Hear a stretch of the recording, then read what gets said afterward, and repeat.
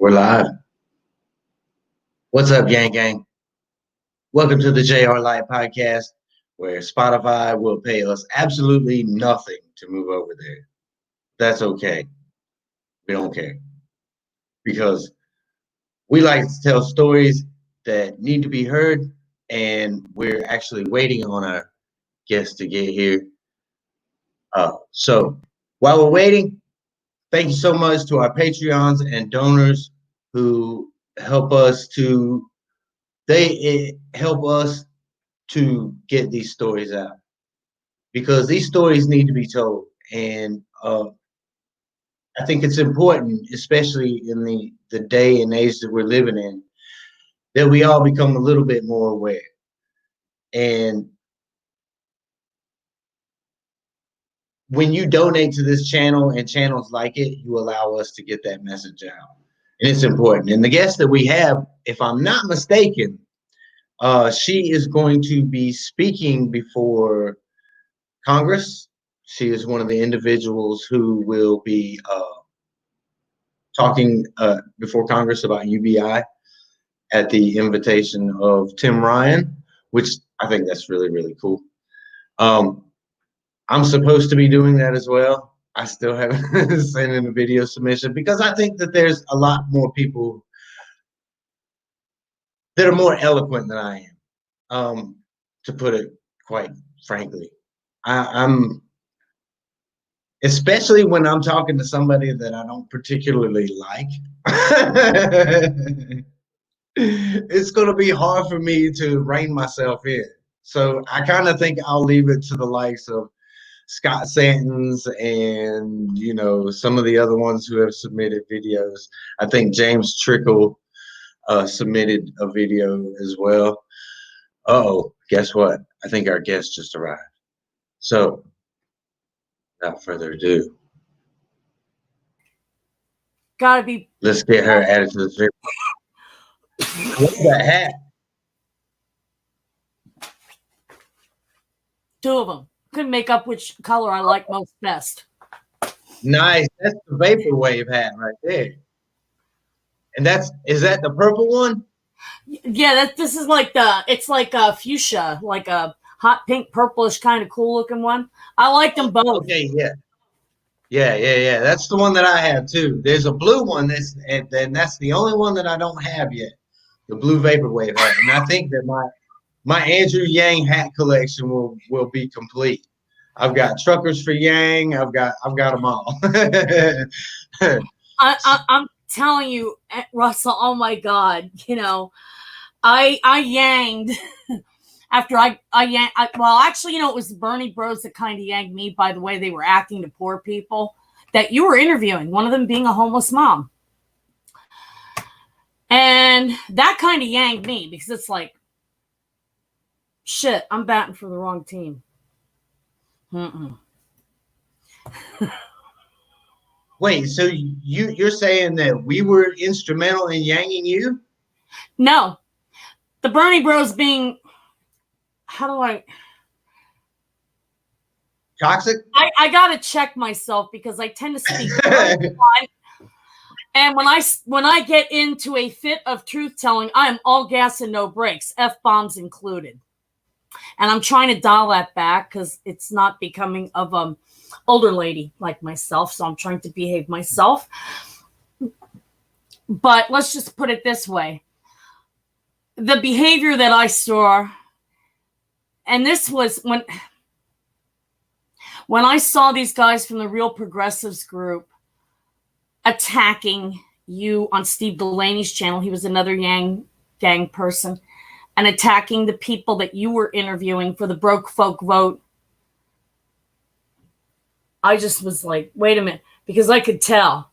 It's like, I knew when I saw you and I saw Jessica, and it's like, oh my God, other poor people just like me. And this is how my so-called comrades want to help the poor.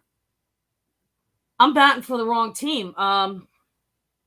They were knocking us? Oh yeah, they were shitting all over you guys on making really nasty comments, and I just And Steve Grumbine, who was like the Real Progressives group dude, he was like this big time Bernie bro. You know, he sent a whole first I'm hearing about this. Oh yeah, he sent a whole squad. He actually pinged me and said, you need to go over there and straighten them out that, you know, these privileged tech bros, his words, that want to do away with Medicaid, which, you know, as a diabetic, I'm already living in life-threatening poverty because Medicaid is not covering my diabetic testing supplies, and I have no income. I'm struggling right now with, they're going to shut off our power, which means my insulin could spoil and I'll fucking die. It's not an option for me. I can't undiabetic myself, you know? And, but anyway, when I saw that and I was like, this does not sound like the narrative that was being shoveled, the pablum that was being shoveled. So when Steve Grumbine, you know, want a whole bunch of people to go over there and start harassing Yang Gang people, it's like, I played your videos and I'm like, excuse me, I'm thinking to myself, I'm batting for the wrong team, and I don't belong batting for people who are attacking other poor people that are poor just like me, in life-threatening poverty just like me. This ain't right.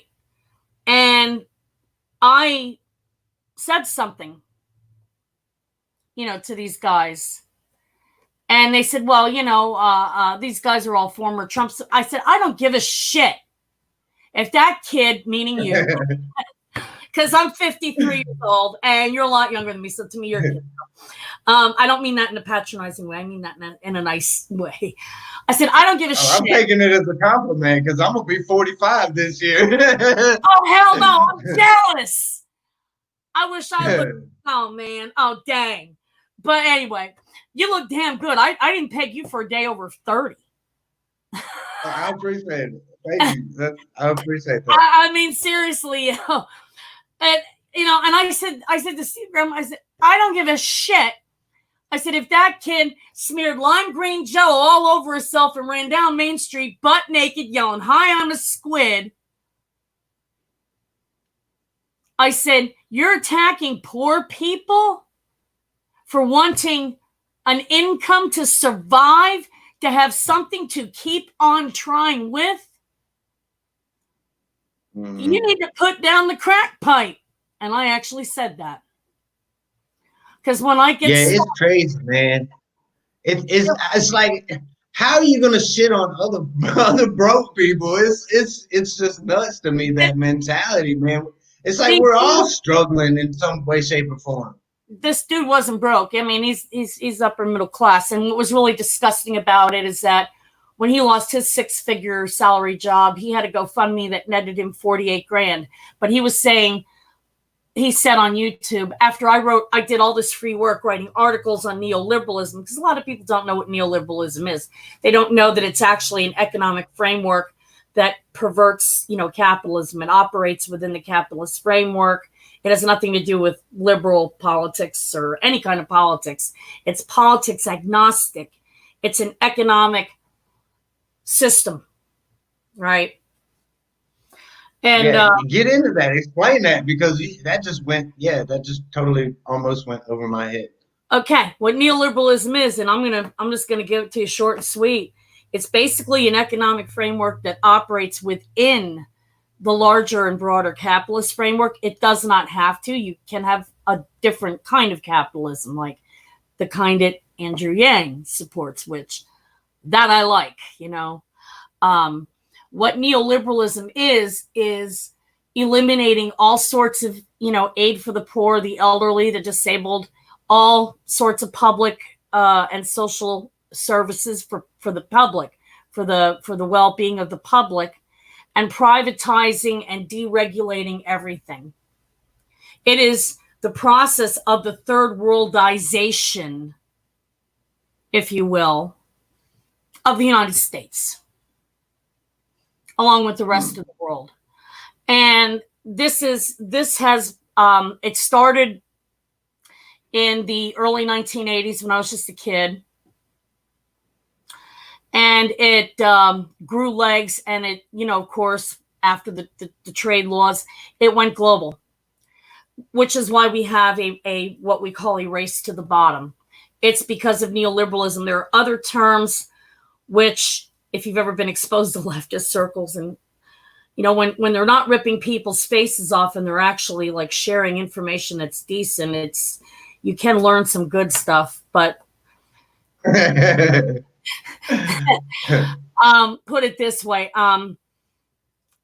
another way you would hear it described in leftist circles is inverted totalitarianism, which was a coined term by Sheldon Wolin. Sheldon Wolin was an economist, and he was an ethicist, and stuff like that. You'll hear liberal Christians like Chris Hedges use this term, and he uses that to describe,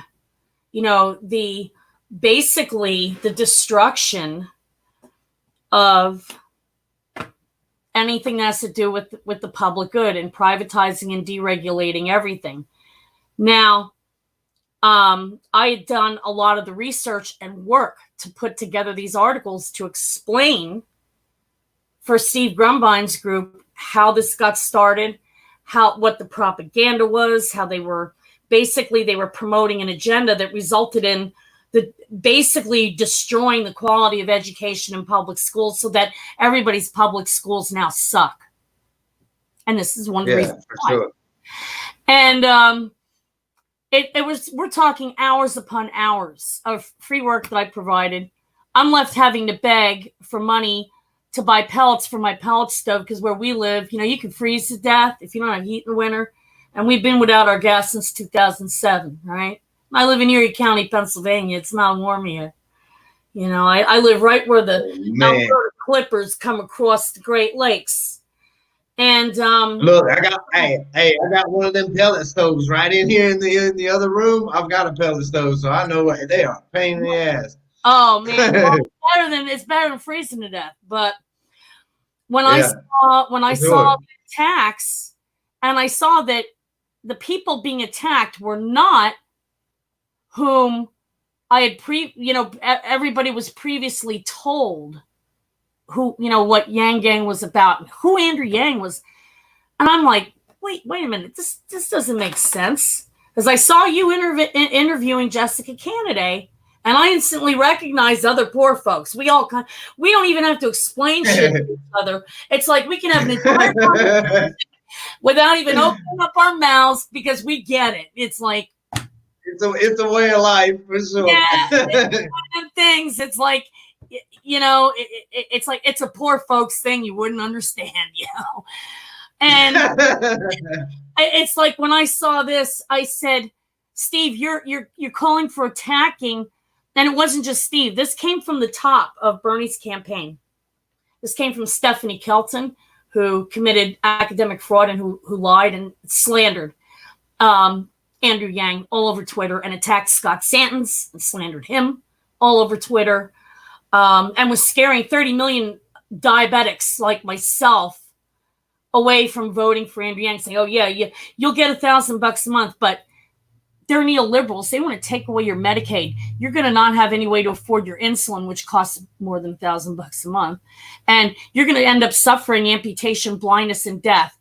Well, as somebody who saw her own mother die from diabetic complications after suffering amputations and kidney failure, and then becoming diabetic myself back in 2018, which is when I was diagnosed, that was all I needed to literally put the fear of a God I'm not sure I believe in into me. And I was scared to death. But when I started to see the cracks, and first part was seeing who people were that were supporting Andrew Yang, like, wait a minute, this doesn't comport with the line of shit that Steve Grumbine and these other people, these actors from the very top, we're talking Bernie's campaign manager, we're talking Stephanie Kelton, his senior policy advisor, what they were putting out there.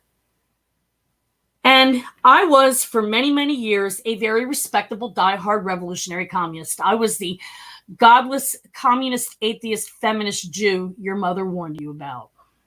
That's quite a litany. Except I don't practice. I'm not Torah observant. I questioned the existence of God after getting trafficked at age 12 when I was homeless after I lost, my parents. Because what kind of God lets that happen to a 12-year-old? Goes back to the whole morality of God debate that I had with an Orthodox rabbi when I was 8 years old. And I challenged him to prove to me that God was moral because he spared Isaac, but condemned Jephthah's daughter Ada to being offered up as a burnt sacrifice for no reason other than Jephthah made a vow. That if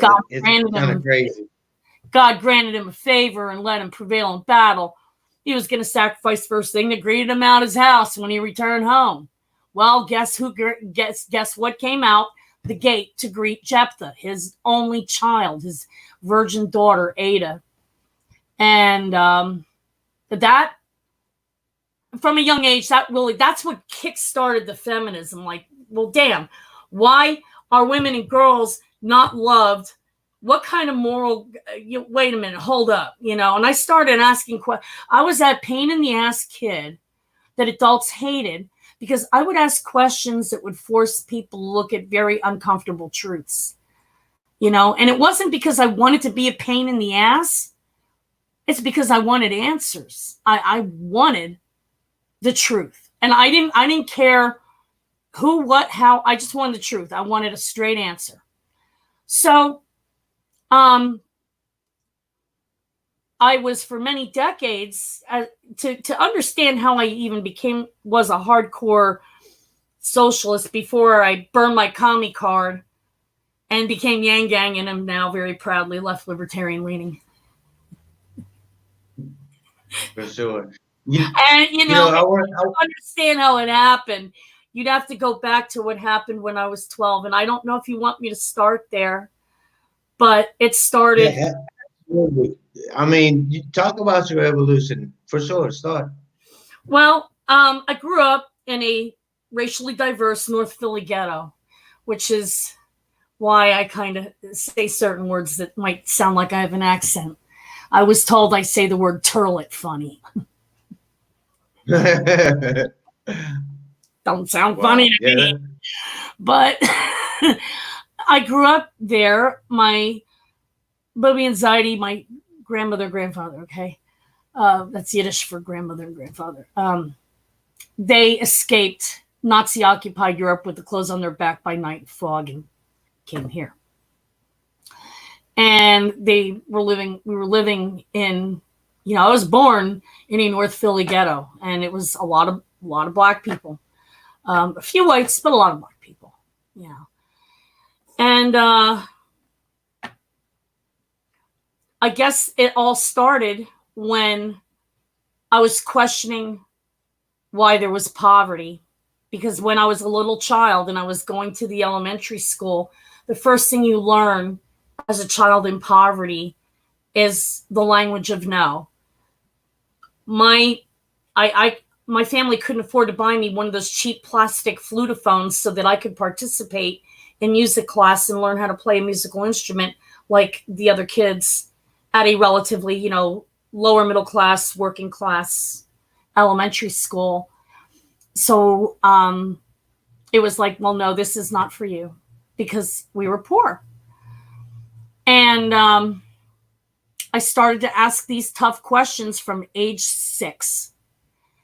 Now, when you grow up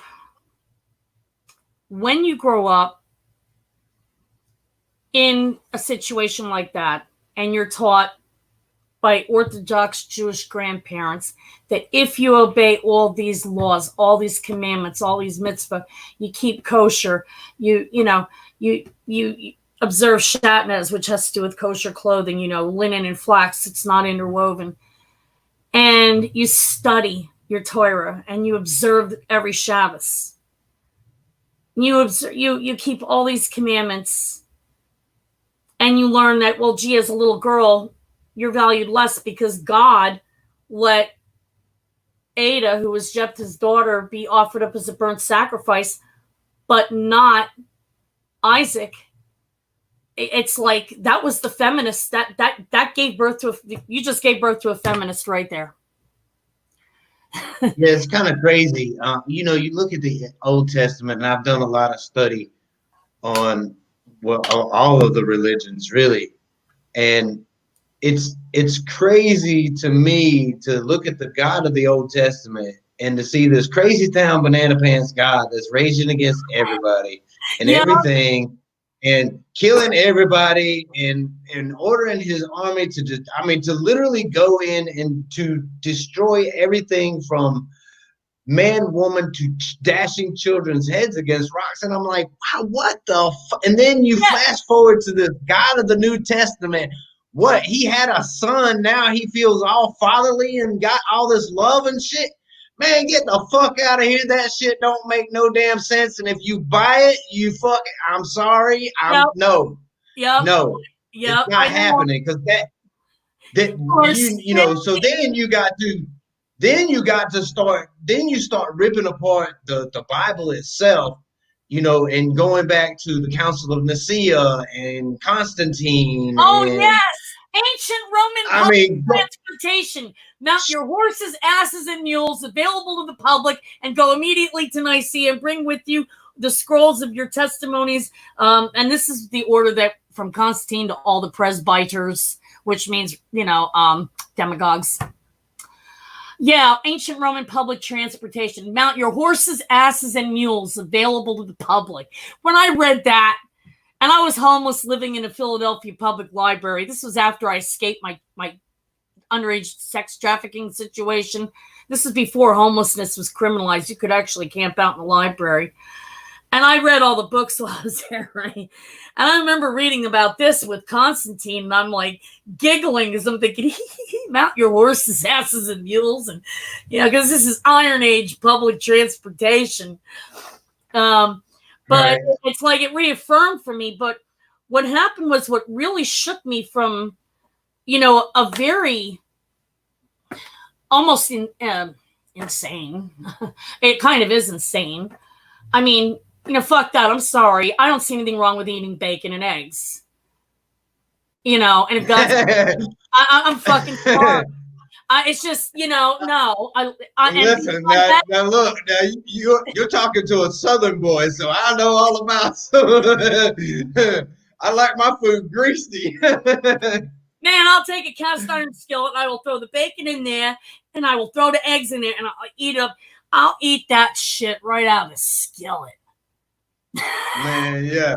I mean, I know how to eat onions, some garlic in there. Oh my gosh. Speaking my language. Well, you know, I mean, it's like, but you know, and the thing is that what really shook me up was after, you know, I was orphaned. My older sister, who's dead now, she didn't survive to tell our story, what happened to us. So that falls on me. We ended up homeless, and I was 12 and she was 17, and she had to drop out of high school and take a waitress job, which wasn't enough to live on it, and not enough to support herself and me as her kid sister. And we were always hungry. We were always being evicted. And these guys that were regulars at this Greasy Spoon that she worked at in Philly offered her a job. And you know the old saying, if it sounds too good to be true, it probably is. Well, what ended up happening was that job they offered her was we both ended up getting trafficked. And this whole society basically had thrown me away and turned a blind eye. And the police were actually some of the worst offenders towards violence and extortion and rapes of trafficked and prostituted underage girls. You know, but growing up in the environment of a ghetto, I lived through Mayor Frank Rizzo's administration and his war against the Move 9. I remember when, after our rental place was demolished when I was a kid, it was because the Philadelphia police went in there. They shut off the water to all the houses within a 6-block radius, and they turned water cannons on the Move house that was near the rented home that we were living in, making our place unlivable. You know, just to rouse the move people out. I had breakfasts with poor Black kids that were, you know, free community breakfasts that the Black Panthers provided. You know, so when I later grow up and I hear these guys being referred to as terrorists, I'm like, huh? What? No, what? They fed poor kids. I ate breakfasts from these people. They were feeding all the poor kids in the neighborhood, Black and white alike. And that's crazy, man. Yeah, I mean, I lived this. We're talking early 70s, and right. If you've seen the movie Serpico, which is a true story about how corrupt the New York Police Department was, where they even tried to shoot one of their own, kill one of their own to cover something up. Philadelphia's police department was even worse. In fact, Philadelphia's police department was so fascist and so bad that out of all the other police departments, Philadelphia was actually sued in federal court for their acts of brutality against poor communities, you know, especially ones that were racially diverse. And if you were poor and white and lived there too bad, you know, you suffered too. And when I got trafficked, it wasn't by a Black person. It was by a gang of outlaw motorcycle bikers who were... some of these guys were regulars at the diner my sister waitressed at, you know, and I got sold to the blue line, which means cops. I was beaten up. I was down. I was extorted for money. I was forced to have sex with grown-ass men that had daughters older than me in exchange for money that I wasn't allowed to keep because my traffickers got it all. I went from being this innocent, kind of sheltered, Orthodox little Jewish girl that was precocious, that annoyed the shit out of the rabbi by debating him on the morality of God. At the age that I should have had my bat mitzvah, I was being broken in and seasoned and turned out. I was 12 years old. I didn't get a choice. And this society turned a blind eye to that. And I never forgave and never will forget. I carry a lot of anger because of that, because I was stigmatized and criminalized. And after I escaped that hell with no help from nobody, mind you, no help from nobody, no help from the system, no help from society, you know, no help from privilege, you know, economically privileged people. Many of them who will gladly put up with the quote Johns in their communities, but will block a halfway house for trafficked girls, for poor trafficking victims in their own neighborhood, because they don't want those girls living in their neighborhood. They want poor women who are trafficking survivors and victims of coerced prostitution to be able to get regular jobs, but not at their workplaces. And so after I escaped, and it was because, well, should I announce this publicly? I did a bad thing, but I'm not sorry because I had to do a bad thing to escape a worser thing. Yeah, don't. It's all good. We understand. Listen, I stole a bunch of their fucking drugs and one of their stolen motorcycles that they beat up another guy and stole. Oh, well, fuck them. Fuck them. I sold the fucking drugs. See, I got promoted from hoe to drug mule when I was 15 because these Sicilian bookies in South Philly that my traffickers kind of worked for and did low-level mob hits for the Philadelphia crime family. This is back during the days when Angelo Bruno was, you know, the head of the Philadelphia outfit, right? And these Sicilian guys, they thought it was wrong that my traffickers were starving me. These were guys who didn't cross, okay? These were capos, capo regimes, you know? And yes, I know more Sicilian than I know Hebrew and Yiddish. Don't make me have to start cussing somebody out. And I'll do it, But, they actually taught me how to make homemade Sicilian tomato sauce and things like Tuscany salmon and Tuscany chicken and they were bookies. So they which was supposedly not legal, but this is how they made money. And the way they were trying to launder some of their money was they would take some of their money and then bet on commodities, which is legal. And this is what got me started in learning how to be a trader. Now, this is back when you didn't have the internet. This is in the early 80s. We didn't have internet. You didn't have Charles Schwab. You didn't have TD Ameritrade. You had the newspaper, and they would print the stock and commodity quotes in very tiny print in the back end section of the paper. And it was printed in the dollar amounts were represented as fractions. I don't know why. And you had to call and place a trade with a broker, a floor broker on the CBOE, the Chicago Board of Options Exchange, if you're trading commodities. And one of these guys said to my trafficker, the girl, maybe she's smart. She can pick a better trade. What do you think is going to make money tomorrow or next week?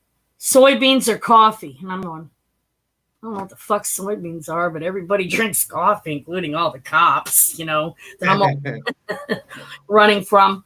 And I pointed to the coffee.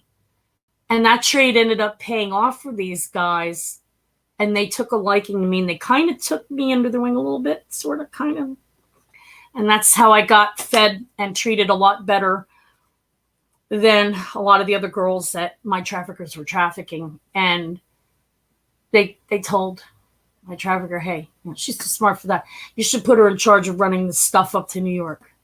She can find her way to the Bronx and back and not get busted. And that's how I got a promotion from hoe to drug mule. And then I finally escaped when I was 17. Now, during this whole time, I didn't have a normal education. I didn't have normal friends. Needless to say, my first sexual experience was not consensual. I didn't like it. I mean, come on, I was a fucking tomboy. I wanted to fucking be the next Madame Curie and blow shit up or something. I wasn't interested in boys, never mind grown-ass men that had kids, daughters and granddaughters older than me. It wasn't who I am. And that part of me, that 13-year-old little tomboy is still inside, because my life got truncated big time. But I got exposed to something that stuck with me, and that was the trading thing. Because I'm thinking to myself, when I picked the trade that won for them, I'm thinking, well, why is betting on the Philadelphia Flyers not legal, but betting on coffee and soybeans is? This doesn't compute. I don't get this. That's legal, but this over here isn't. So it was in the course of being really good at getting down my timing and knowing routes for getting in and out of between Philly and New York by subway, and how to dodge and be invisible. Because even though I was really put together really well from here down, I never had a pretty face. I always tell people in Yang Gang, my mom had ugly kids, not dumb ones. If you just put a bag over my head, I was doable. I'd cause a traffic accident because I had the rack in the ass to go out the front door, and boom, and that did happen. I actually had a Philadelphia cop rear end a fucking fire truck because he was checking out my ass when I was young. But I ended up stealing some of their stash to sell, and I kept the money, and I escaped on a stolen bike. And I hid for years. And this is back when you could do this because you didn't have internet, you didn't have surveillance, you didn't have a lot of shit. You could assume a different name and even go to a different county within the state to have a legal name change and not have it proliferate all over the place. And, you could hide a lot better. But it's like that money didn't last long because I didn't have an education. You figure I was 17 when I escaped. I had an underage prostitution record as a result of being trafficked. So that thing followed me like a sword of Damocles. Plus, I never had medical and dental care. I'm facing employers with visibly decayed teeth. These are dentures. I got these thanks to Obamacare's expanding Medicaid. Oh no. Fucking A, both sets. And if I didn't have problems with digesting corn, yes, I could munch a corn cob with these. But we won't go there. So I was doing everything I could to try to rebuild my life while a society that threw me away and let this happen to me when I should have been taken care of because I was a child. Instead of getting to experience my first kiss, my first date, my first summer job,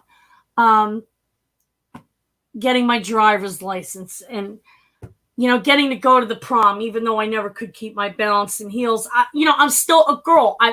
Tomboy or not, I want to be pretty. Sometimes I want to wear a dress. I want to be pretty, not to impress dudes, but because that's how I want to feel and look to myself. It's not about patriarchy. It's about, fuck, I don't know how to explain. It's a girl thing, But now look, you're about to get me to crying again. Now this will be the second time that you're gonna have me crying, and because it's absolutely no, it's horrible. What you've had to endure. Hold up, that ain't the worst. If the only thing that would have happened to me was the trafficking part, Russell, I'd be fine. I don't think I'd be normal because normal is boring, and most people I like intelligent people that are different. I like people that won't spew empty platitudes and cliches, which pisses me off. I love hanging out with other friends in Yang Gang and learning from them and just being so jazzed by the energy that sometimes it's like, even though my body's giving out on me as a 53-year-old diabetic now who suffered a life of poverty, I still have that 13-year-old little tomboy girl inside that is going, fuck yeah, this is fun. I like this. I love these people. There's a part of me that will never get old. And here's the thing. If the only thing that would have happened to me was the getting trafficked part, I'd probably be okay. But it was when I tried to rebuild my life and got nothing but stonewalled on top of stonewalled on top of stonewalled on top of stonewalled. And the goalposts are constantly moved, that no matter what I did, no matter how hard I tried, I wasn't good enough, or what I had wasn't enough. And that's what people who are broke that used to be middle class, they think they understand poverty, but they don't know everything. No, poverty is when from the get-go, you never have a chance, no matter what you do or how hard you try, because gatekeepers to jobs, to assistance from government agencies, everything, it's you're not good enough, and what you have isn't good enough. And it's like, how do you work through that? And when I was homeless in my early 20s, after I escaped my traffickers, unable to get a job, and I read about Karl Marx and Andrea Dworkin in the library. I didn't find Jesus. I found a radical feminist who was a trafficking survivor herself. That was Andrea Dworkin and Karl Marx. And I'm like, the communists that we were told were bad, they stopped human sex trafficking in the Soviet East? These guys were my Jesus. No shit. I became very much in love with the ideology. I didn't care if these people did evil things under Stalin or under Romania's Ceausescu or under I didn't care. It's like, oh my God, because you identify girls like me got rescued from this horrible life of basically being trafficked, of being sold against their will in exchange for a fucking goat or two as child brides to polygamous bays being these older men that had all the land and all the access to water rights. And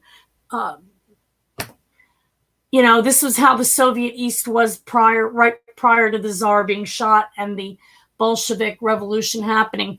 So I'm reading this book called Women of the Soviet East by Fanina Hall, and I read it over and over. It became my favorite book. I stole it when I came out here to Erie. I had to have it. I wanted so bad to someday be able to tell people, you know what? Nobody else gave a fuck about poor trafficked women and girls in a country that decided that the only place for women who are born into poverty, that the only place we're allowed to occupy is a gutter and an early grave. But these godless communists that everybody said was evil, they stopped that. They stopped that in the Soviet Union. And I just couldn't help but love and embrace, and I mean fully embrace, Marxism. Like, if somebody would have told me 5 years ago, Jacqueline, in 5 years from now, your best friends are going to be former Trump supporters and some left-leaning libertarians in a group called I would have said, you're smoking crack. It would have never thought to me, the thought would have never crossed my mind that would have been possible, because all my life, ever since I got thrown away and was trafficked with the full blessing and support of an entire society that thinks that that's okay, that the solution to women's poverty due to systemic discrimination is forced prostitution. And if you're poor and you're homeless and you're not even a grown-ass woman, you're a 12-year-old girl, well, that's all you're going to be worth as an adult anyway. You can get, so what, who cares? And I could get into the violence I saw and experienced myself, where I was forced at gunpoint to dig my own shallow grave by a John when I wasn't even old enough to consent to shit. And, that's just one incident. There were so many. But if the only thing that would have happened to me was the being trafficked part, I probably would not have PTSD that is off the fucking charts today at age 53. It was the decades of poverty and never having medical care, never getting to have all of the things that everybody else got to have that they took for granted as normal. And I'm talking things like the ability to get a job and afford food and housing and stability and medical and dental care. These were all things that I never, ever got to have. I was shut out. And no matter what I did to meet the criteria to be worthy, I was shut out. I was denied. And it was in my mid-20s when I had gone through and participated in a pilot program at a community college where I was able to get my GED, and from there my associate's degree. And I was homeless while I was doing this to make up for the education that my traffickers didn't let me get. And then transferred those credits to a backwater state college. And I was told to get a STEM degree. And I'm telling the admissions counselor, I want to be an international human rights lawyer. And I couldn't emotionally bring myself to a place where I could tell her why. But here's the why. Because I didn't want another 12-year-old Jacqueline going through what I suffered. In any society that says it's okay to throw away poor women and girls by collapsing the floor from underneath the poorest of the poor and maintaining systemic economic and job discrimination against women. Yes, I burned my commie card. I did not burn my radical feminist card. I'm very, very sorry.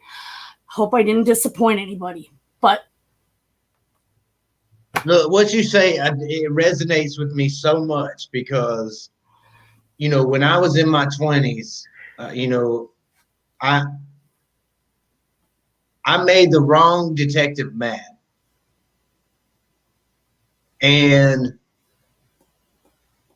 he made sure that I got put in prison for, you know, and that followed me and has followed me for my entire adult life. It yeah, stopped me from getting jobs. It stopped me from being considered for, you know, who the fuck wants to hire me? Nobody. You know, you know what would have even been luckily, worse? Do you know what would have been worse? If you would have been the victim of a crime who got stigmatized and criminalized for what was done to you at an age it's where horrible. I can't imagine what you've gone through. I mean, it's just sitting here listening to your story. There's you know, there's so many correlations that I can draw with my own life. But one of the things that you mentioned was, and I found that was very illuminating was, you know, if you had thought that your friends were going to be former Trump supporters and this and that, and I think the reason that that is because so many of us are broke. We are the broke folk vote, and we have all suffered these same things that poverty brings. Those things where you can't go to the dentist to get your teeth fixed. You nope. damn well better not get sick because you can't pay for it. And if you do have to go to the hospital, now your credit's ruined for years because you can't pay the hospital bills because you can't even find a fucking place to rent. It's fucking horrible. And the cycle that you get into where you're so poor and you keep having to suffer these penalties for being poor, which result in evictions and being not afforded the same opportunities, which then result in homelessness.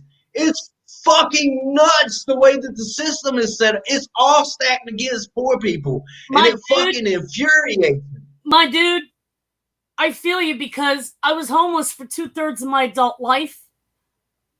And I was, you know, telling this college counselor who never went without anything in her life, who couldn't begin to understand what 1 minute of my life was like after age 12 forward. How many people would? I mean, really, come on, you know?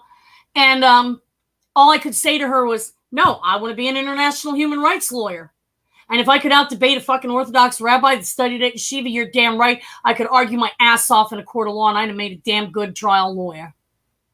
If only I would have had the chance. And I would have. I would have been damn good. Because number one, when I start telling the truth, I'm all gas and no fucking brakes.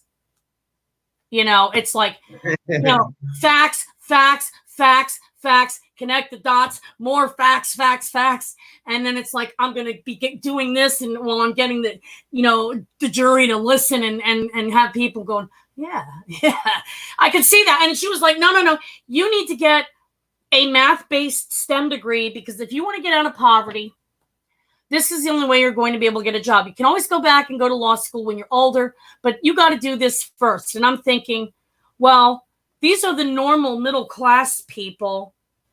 I have not been a part of mainstream society since forever, because when you come from generational poverty and you're even as a child before getting trafficked, you're the kid who's never welcomed, who's never good enough, who gets her hopes and dreams crushed underfoot little by little every day until it's like, why the fuck should I even try at all? So I was like, okay. And I agreed and I became a math major. And I actually have a degree. I don't know if you could see on the wall behind me all the way around up there above the fireplace there. That is my degree that I earned over 20 years ago in pure math. This was before they had computer science and math in the same department, and you had to actually learn computer science to get a math degree. And I thought, well, I'll go be a math teacher. But I was trying to get a degree in one of the most difficult majors there is, because I also have a minor in physics. And I I was dyslexic. Never got help for that. You know, fuck, my traffickers didn't let me go to school. You think they were going to pay for my ass to go to the Sylvan Learning Center? Not bloody likely. You know, Boy, look, you are talking a broke folk language right now. you know, it's like, you know, I love it. that ain't happening. And it's like, but yet it's like the privileged people, the people who have comfort and opportunity, they don't get this. It's like you try to tell them, and it's like, stop complaining. We don't want to hear about your problems. You're just not trying hard enough. Stop making excuses. You can't use a learning disability as a crutch. And you're smart enough to argue with a professor. You're smart enough to just try harder, because it's true. I guess I do have a bit of a high IQ. I'm just a little bit dyslexic. So that, I don't know. But I had to struggle around that as a non-traditional age student, where I was 12 years older than all my classmates, who had cars that their mom and dad were helping them foot the bill for, meal plans, and a comfortable dorm room to fucking live in. I was living in a used Hyundai and eating from goddamn garbage cans, and my only access to a shower was the college gymnasium, right? Never mind the luxury of a laundromat to wash my clothes. I didn't have money.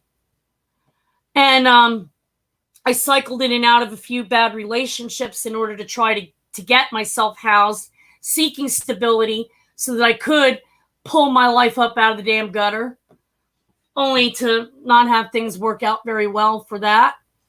But I was trying to accomplish this in a very upper middle class institution that just never wanted the poor to be able to participate in. But I ended up graduating with a 3.0 GPA anyway, at the age of 34. And like I said, I was literally eating from garbage cans, because I didn't have, like, the privileged people always lecture poor women to death on this. Don't have children you can't afford. So I didn't. Well, guess what? Not having kids is why I never could get any fucking help. Excuse my French. No, you know what? Don't excuse my French. I'm on a roll now. I'm on a roll now. I didn't know fuck was ever French anyway, but it's all good. I Yeah, don't know how to cuss in French, but I can say some good things in Sicilian if you want to hear it, you know. But it's crazy how, you know, like people who have never been in that type of situation, it's hard for them to understand. And, you know, and I kind of feel like that's basically what, you know, the African American community today is shouting out. Unless you've been there, you really can't understand it. You know, unless you've been homeless, you really can't understand homelessness. Unless you've been so dirt poor that you I mean, literally wanting for just like things that people take for granted on an everyday basis. You know, it's nuts. You know, I see this toilet paper rush at the stores during this pandemic, and I'm laughing, and I'm like, "Bitch, you don't know what it's like to go without." It's obvious. Poor and Yang Gang, every one of us who is or has been poor in Yang Gang, we didn't even have to explain it to each other. It's like we got it, and we were all laughing our asses off about this because it was funny. And I saw it where I live here in Erie County. It's like people rolling up in fucking $80,000 Ford F-150, tricked out and they're loading those bitches up with all the toilet paper and Sam's Club. And I'm thinking to myself, you know, I've got Crohn's disease and I'm diabetic, and my medicine gives me the shits on top of that, because that's a side effect of my diabetes medicine. I said, and you know what? I don't go through one of them fucking packs of big family packs from Sam's Club of toilet paper in a month. One of those lasts me and my 77-year-old husband at least 6 to 7 months. What are these people doing? Are they fucking eating it if they're not wiping their asses with it? I'm thinking, okay, I want to try to get help with a ride to go to the store so I can use my food stamps to stock up on things like coffee and canned meats and things that are diabetic, because I'm diabetic. So there's a whole lot of normal foods that I, as of 2 years ago, can now no longer fucking have, like baked beans, pasta, rice. You know, I just want to try to get food, and all these nimrods, they're knocking down people and having a turtle pit. And I'm thinking to myself, I just, it's like, oh my God, if this is what normal people are like, I didn't miss out being forced down the society's margins my whole life, because I don't want to be with stupid over there. I want to be freaking. People don't, but you know what? It creates character. You know, everything that we've been through, every struggle that we've had to overcome, it's made us people who, one, see through all the bullshit that's going on in society.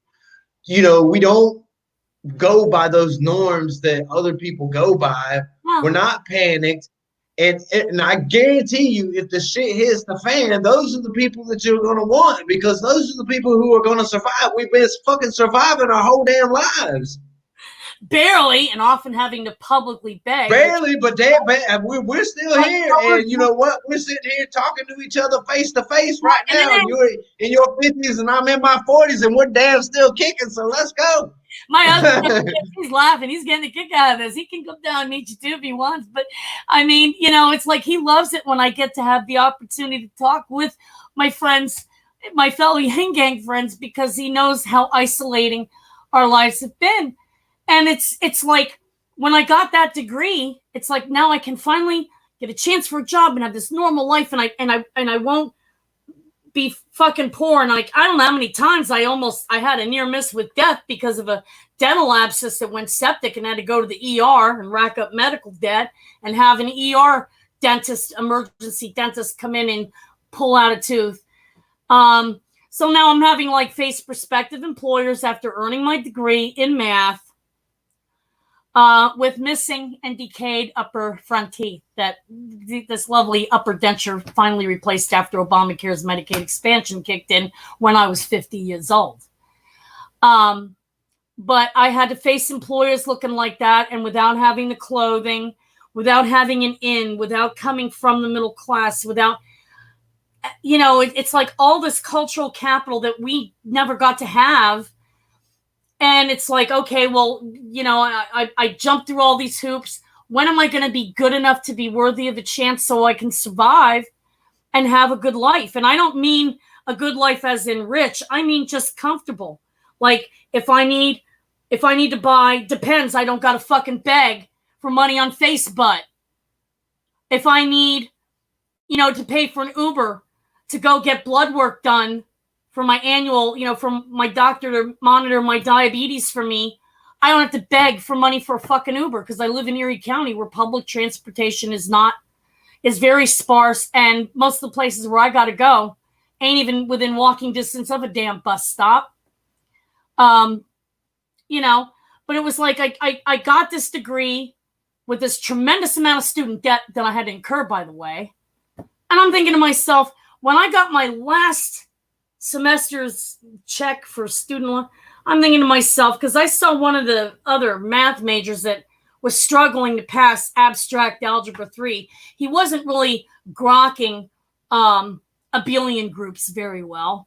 And for some weird reason, my dyslexic brain could fucking totally grok patterns, which is why when I tell people I'm not smart at anything except speaking my mind, writing blogs, and reading candlestick charts for trading, that I'm smart at, you know, because that's what, when you're a pure math major, you get really good at, you have a knack for doing that. And this kid like had this Charles Schwab account, and I'm looking, I'm going,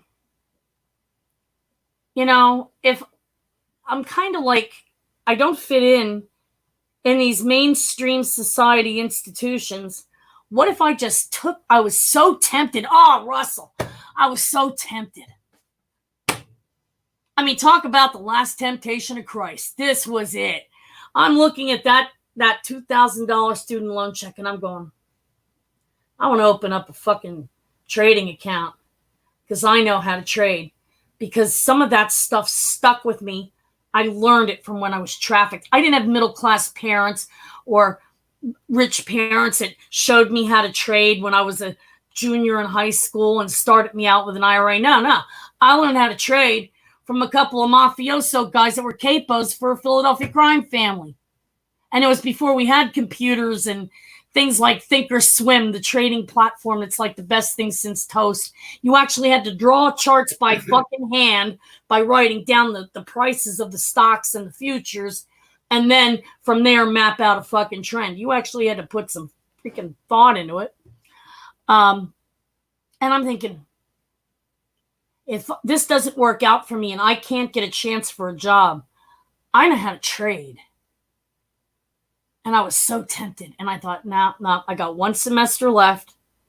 I put up with so much shit trying to get my degree as a 30-some-year-old woman who was fucking homeless and eating from garbage cans with rotting out teeth, clothes that came out of donation bins from charities that expect, poor homeless people to be fucking grateful for.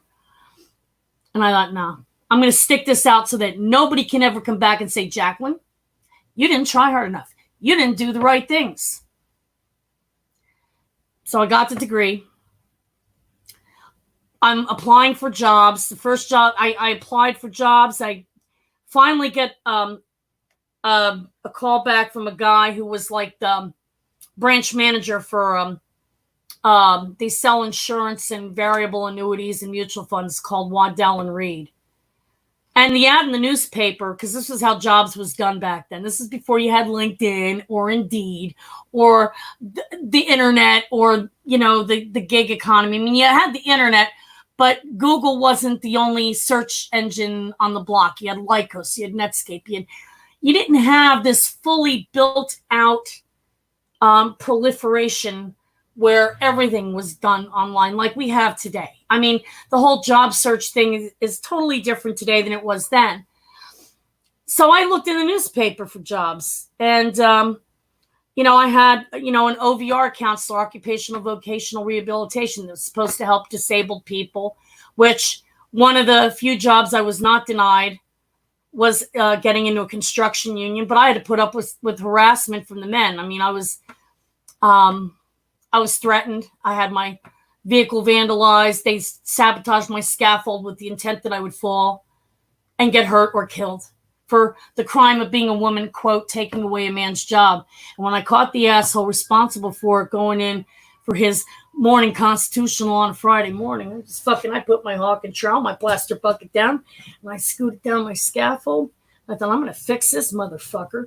And I backed up and I took a running start and bam, threw myself into the porta pot, knocked him over, because shit for a shithead works for me. That's how we handle it, Hey, sometimes that's how you got to do, man. You got to redneck a little bit. and you know what? I was a city girl, so I mean, it's like, hey, this works. And it was shortly after that, I didn't even have that job for 2 years when I got taken out by an uninsured driver. And this was like, I'm in my early 20s. And this uninsured driver blew through a red light going to a senior breakfast, T-boned me, and I was in a Dodge Ram Charger. And this was like a 1975 Dodge truck.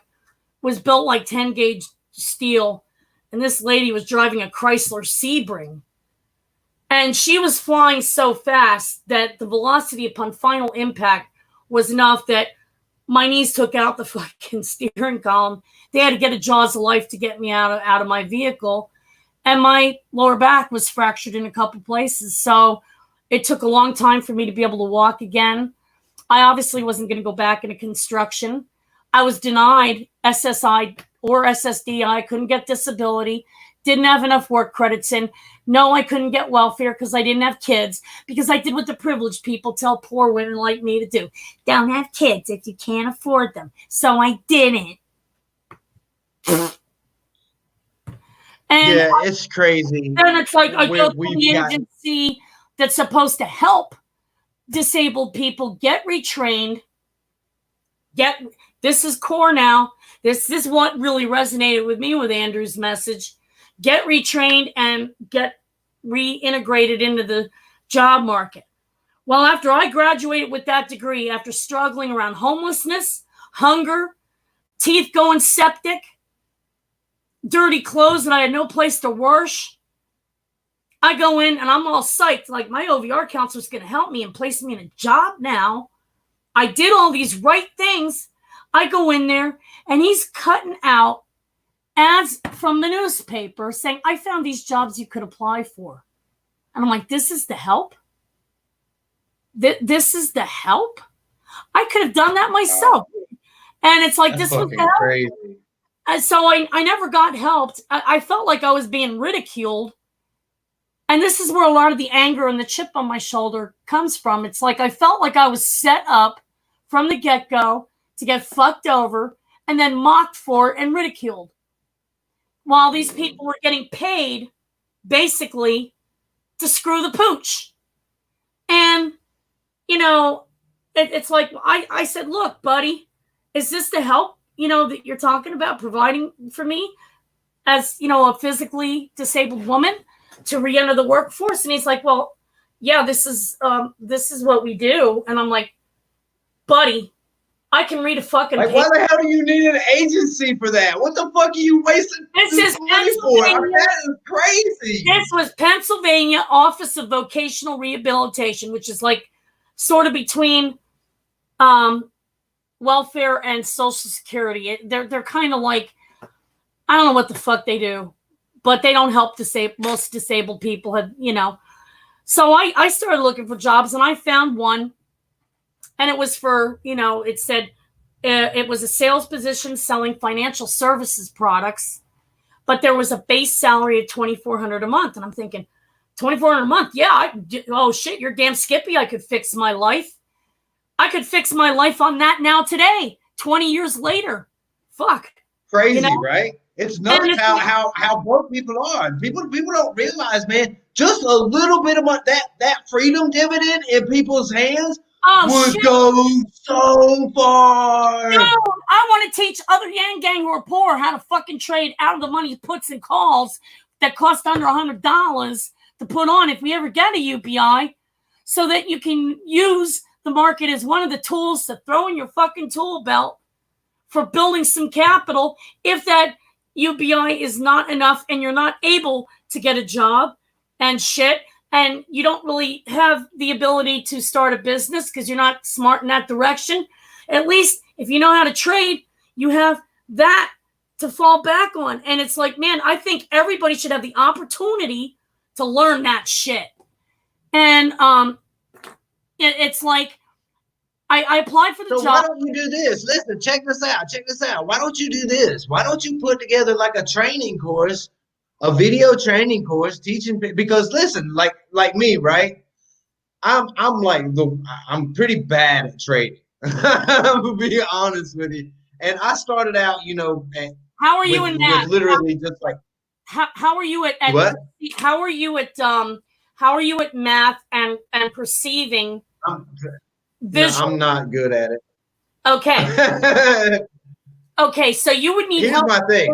How to interpret the charts, to read the chart. Yeah, at least that part of it.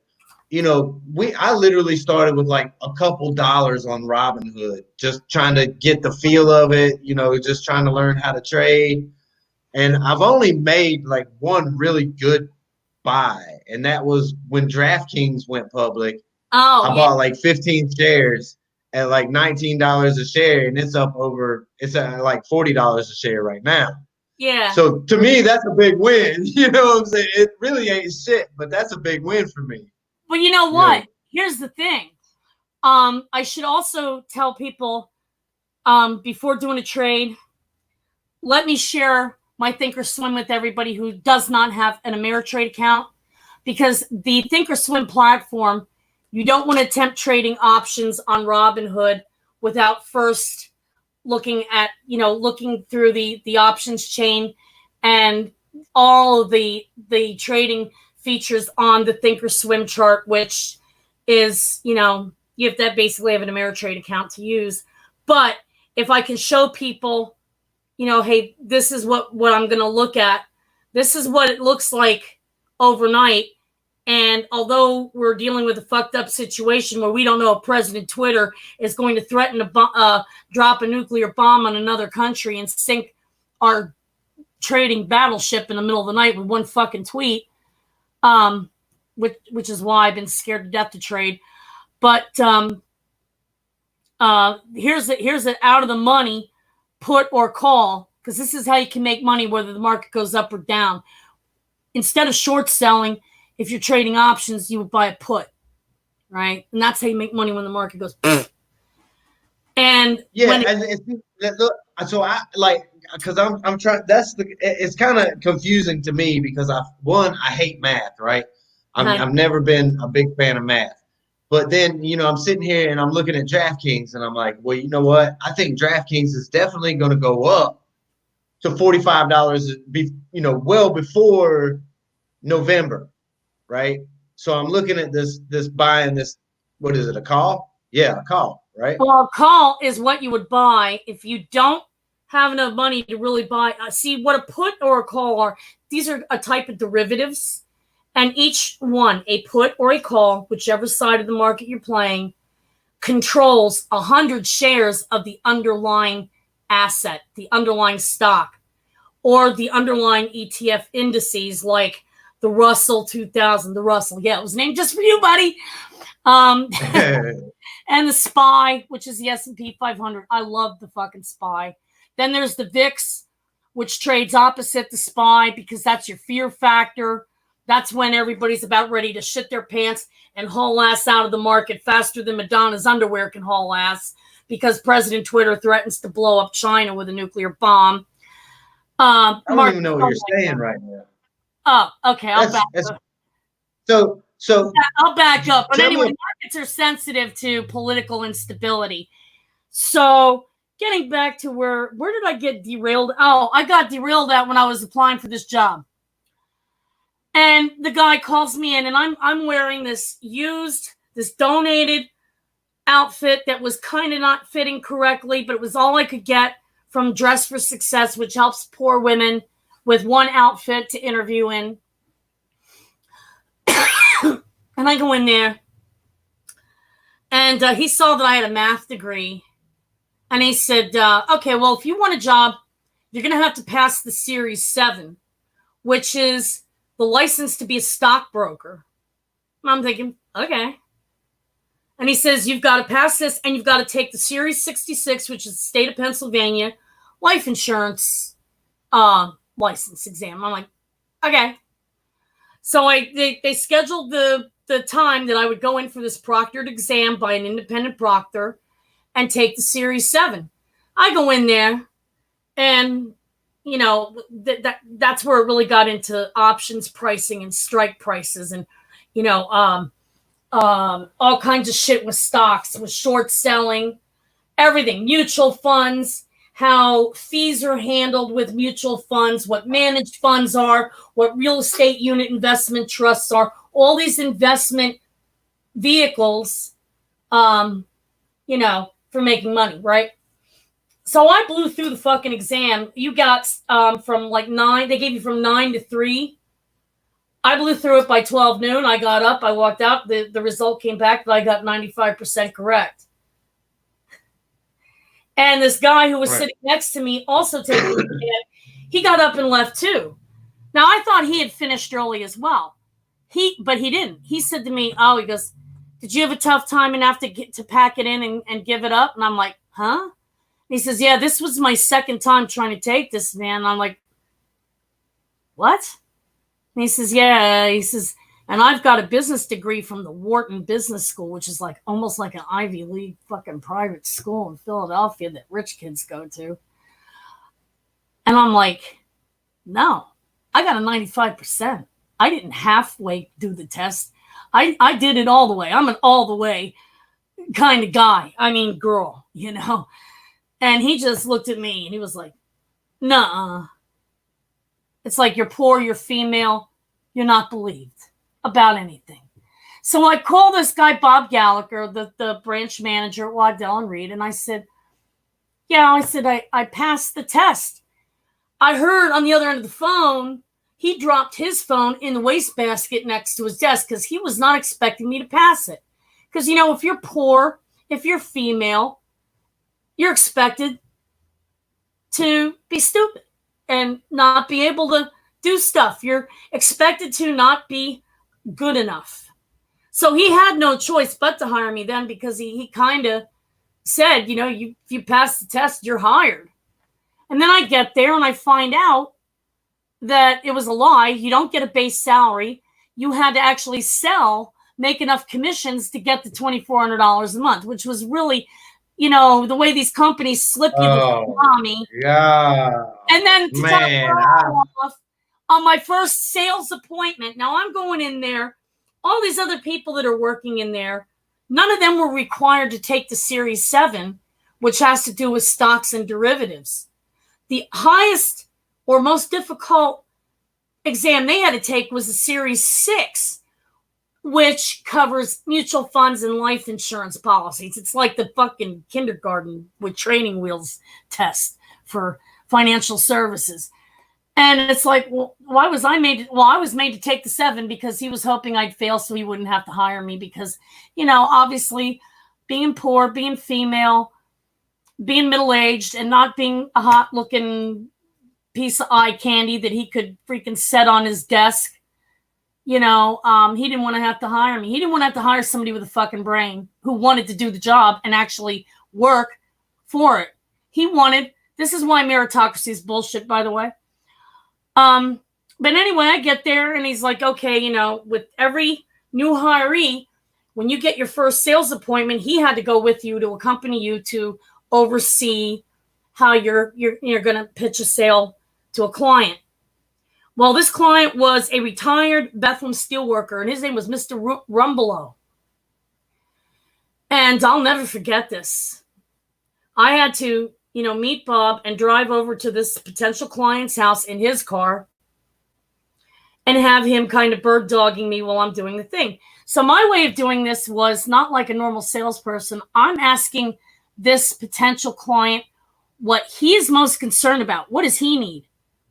Now, Waddell & Reed was pushing these variable life insurance policies at the time, but everything that this potential customer was indicating to me told me, no, he needed something that was more liquid that he could access without jumping through a fuck ton of bureaucracy, which is what you have to jump through to access anything out of a variable annuity or a variable life policy, where you actually take penalties and you're taxed on loans against the policy, in addition to the fact that every loan against the policy reduces the face value of that policy. And I'm like, this isn't appropriate. This guy needs a mutual fund that will pay dividends and that he can fucking tap into anytime, that him and his wife can use. Now, the idea is to sit on that and not, try not to touch it for at least a year. But, if they have to, they can. They're not going to, go through all this craptastic level of assholeanism that you would with trying to bust money out of an annuity or a variable universal life insurance policy or a whole life policy. So I said, okay, well, I can recommend this particular mutual fund. And it was not one of Waddell & Reed's proprietary funds. It was a fund that was better than anything they had. It was the Washington Mutual Investors Fund offered through the American Funds Family Capital Group. It's not it comes with a front end load, but it's a very well managed fund, and I like it. Right? I love it. I have a few $100 of my own shit in there because that's the most I was ever able to afford to start up an IRA for myself. And it's now worth over $1,000. But anyway, I said, when I showed him how the dividends, that this really pays nice dividends every quarter. I mean, he was like really, really ready to go when Bob, my boss, got a bad case of verbal diarrhea at the customer's dining room table and said, well, Jacqueline here is new on the job. She's a trainee. What we have is actually something that would offer a more better security in case you die prematurely. He says, because you wouldn't want to leave your wife a widow, because back then most women didn't have jobs outside the home, right? And your Social Security survivor's benefits are 55% of what your husband's benefit was. You know, which isn't shit. And, you know, he says, you don't want to end up, you don't want your wife to have to hook up with the neighbor if you die prematurely and you didn't have a life insurance policy. And I just, that's cold. it's like, I'm like, oh my fucking God. He did not just say that. Well, Mr. Rumbelow did one of these since he stood up. He turned around. He reached behind himself on the mantelpiece, grabbed this fucking shotgun. I didn't even ask questions. I grabbed my boss by the scruff of his neck and bodily lifted him out of the chair and like, Bob, let's go. Mr. Rumbelow, I almost got shot because Mr. Privileged Jackass basically screwed the pooch. And this was supposed to be my boss. I didn't say anything for the whole trip back to where I had my car parked at because I didn't want to be dumped out with no way to get, you know, I couldn't walk in heels for shit. You know? And I was dressed like not, you know, comfortably. I was dressed in like professional wear clothing and shoes, you know, like a lady. And looked pretty, but couldn't walk too good in the shoes. And I just sat there and I'm stewing. I didn't say shit the whole ride back. I'm like, we get to where my car was. And I said, Bob, I had just one question. Were you always an asshole or did you work at it your whole life?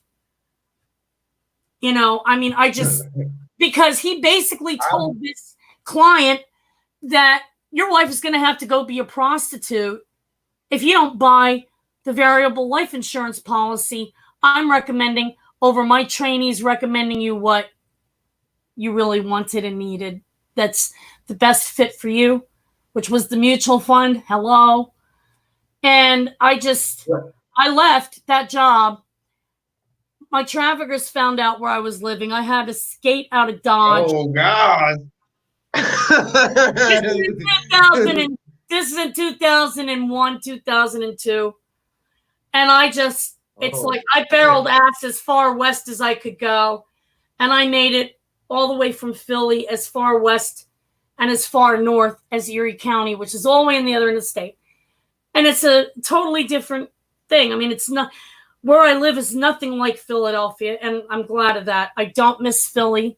I have a lot of bad memories because of being trafficked there. But I met my husband, who didn't look a day over 45, but he was 60. And I was 37 and left on the shelf.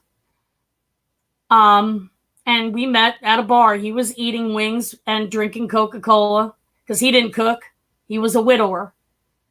I didn't have a stove or a refrigerator where I was living. So I was eating a $5 meal of a nice, lovely, rare hamburger that came mooing on the plate, which is how I like my beef. A nice order of fries and a cranberry juice and some nice coleslaw. And, you know, shit, I'm just drooling on myself not thinking about that. And he looks over at me. Now, he'll tell you it was the blue eyes. Don't believe it. It was the boobs. It was the rack.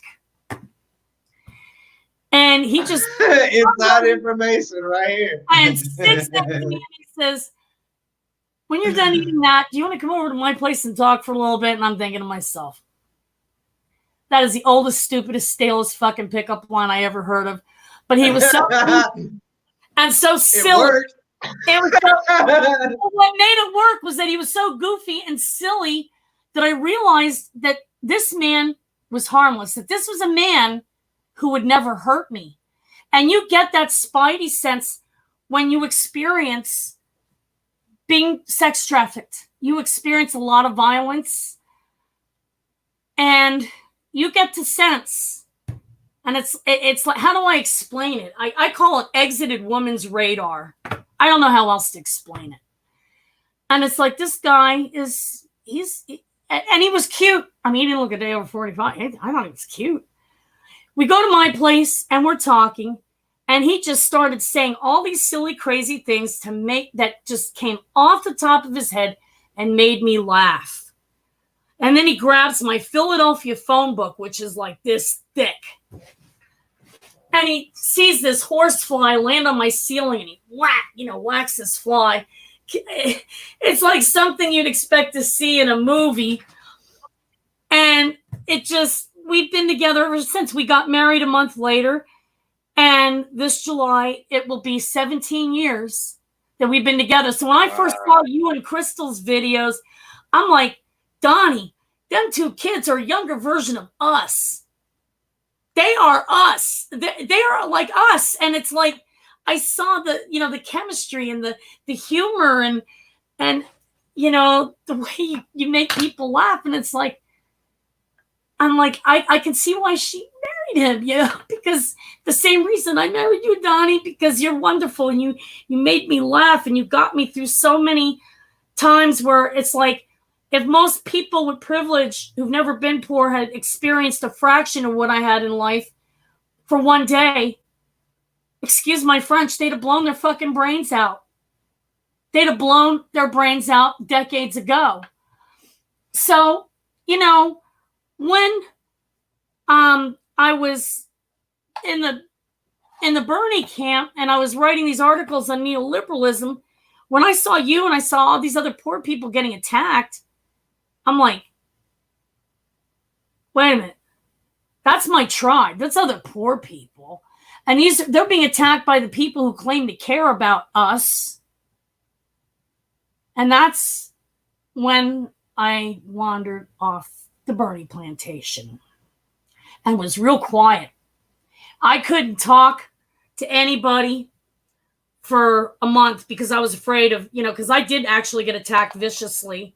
I was called, a class traitor, and how could I, jump ship and it's like, well, I'm glad they didn't know that if I ever had any money, however little an amount, I was secretly a traitor, because they'd want to right away frog march me to the guillotine because, oh my God, that's capitalist bourgeois shit. Yeah, you're not allowed to do that. Off to the guillotine with you. But when I found out about the lies and how the entire diabetic community, which in America, we're talking 30 million diabetics that were scared away from voting for the one candidate who, number one, actually had his shit together in one bag. 2, was focused on solving the problem. 3, understood without you having to explain to him like he was 2 how broken the system is and why we need this freedom dividend. And then I found out, I looked on his policy page and I'm like, oh my God, no, he's not taking away Medicaid from poor diabetics. I started reaching out to every diabetic I could for the latter part of Andrew Yang's campaign. And I'm yanging them and I'm saying, look, let's get on Zoom. Here's his policy page. These people who have told you something else, they have lied to you. He is not going to take away our Medicaid. I'm diabetic too. Believe me. Somebody having no income and no chance for a job really for all my life, I wouldn't be supporting somebody that would leave me worse off than I am. I mean, my mom had ugly kids, not dumb ones. And I pointed out the policy to as many as I could. I contacted every diabetic group I could get, FaceTime with, and I had to do this online because we lost our vehicle from years of me not getting any opportunities. Because after I moved out here and tried to get a job, it's like, well, I'm poor, visibly decayed, missing teeth, small town, wasn't from the right family, was visibly not middle class. And you know how it is in a semi-rural community. It's who you know and who you blow, not what you know. So, I mean, my husband, he had a small business of salvaging scrap metal and refurbishing antique Ford and truck parts because his Social Security check, he was a disabled foundry worker. He suffered a permanent, injury to his back on the job, and he was getting SSDI, which later converted to Social Security, regular Social Security retirement when he hit 65. But, he was, supplementing that with this small business. The county, without telling us, rezoned the property. And now we had zoning and code enforcement up our asses like an enema, finding us for having an illegal junkyard. I mean, we were shipping Ford big block engines all the way to fucking New Zealand and Australia by deal. Okay. And we were doing scrap metal, which, again, I put my trading knowledge to use, which I didn't learn that in college. I learned that initially from the streets. And I would get on and I would look at the charts. What are the metal futures doing? What's mercury going for? What's copper going? I would go for looking what's copper, because you can trade futures on metals like aluminum and copper and silver and palladium. Not just, everybody talks about gold and silver. Well, those aren't the only metals. So, of course, we were looking for getting the best salvage price for aluminum bronze and aluminum. There's different grades of aluminum and copper. And we would then go to the boneyard in the dump truck that we had. This 1974 triaxle. And if, this is how we were trying to survive. And in the meantime, I was trying to get jobs only to not get a chance. I finally got offered an interview with a local outfit that was trying to market HMOs to Medicaid recipients. But I was let go without any notice within 4 days. And although I can't prove it, I suspect it's because they found out that I had an underage prostitution record from when, I was being trafficked. And being a right-to-work state, they didn't have to tell me why. It could have been for that. It could have been for the fact that I had visible conditions of poverty that I just could not conceal easily. It could have been a combination of both. But I was let go before I even got in a full week. And this was after I had literally led that branch office. Ion Health was the name of the company. In sales. I literally was running circles around all these middle-class women that didn't want to talk to or relate with Black people or poor people living out in the county, because they were from the middle class and they didn't know how to relate to the poor, and they didn't like the poor. They would look at poor people like, well, why do they keep their piled garbage up on their porch? Well, when you don't have enough income to afford your basic bills, and you can't afford fucking toilet paper, and you can't pay your water, sewer, and refuse bill, they shut your water off and they don't pick up your trash. Where are you going to put it? You go to try to cart it to some business's dumpster, you get a big hefty fine for that. And it's the fact that I would have to explain this to people that were from the middle class, that were paid a middle class paycheck and benefits to, quote, help the poor. It really didn't sit well with me. But I ended up cleaning house, because coming from a horrible situation of poverty, I had no problem with talking to the people these other women wouldn't talk with. And I would get the enrollments. I would get the Medicaid HMO enrollments. It was like stealing candy from a fucking baby. I'd go in, I'd talk with them, and I would be honest. It wasn't a sales pitch. It's this is what it'll do. And if I don't know the answer to the question, I'm going to call somebody and get the answer. Give me a number I can get back to you, and I will call you back. And this is what I did. And I got fired for no reason.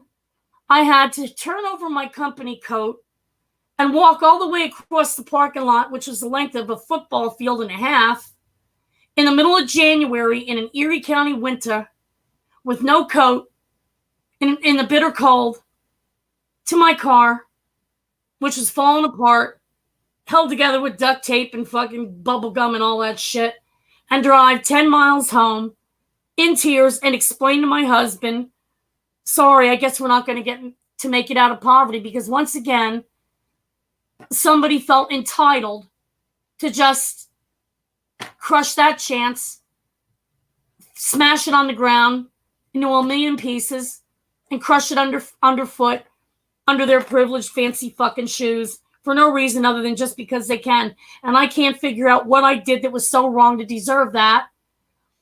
And it's like we were trying to get our gas back on because they had shut our gas off because our incomes weren't enough to keep the gas on when Pennsylvania passed Act 201 in the year 2001, which deregulated and privatized all of the public utility companies, which caused the price of our electric, our gas, and our water to go through the roof. And it removed shutoff protections from vulnerable people like elderly, diabetics, people with respiratory, all kinds of problems, that you had to basically then be put at the mercy of a Medicaid accepting doctor who may or may not feel like filling out the correct form to make sure that your power doesn't get shut off or your gas doesn't get shut off. And being without heat in Erie County, Pennsylvania in the winter, people have died here.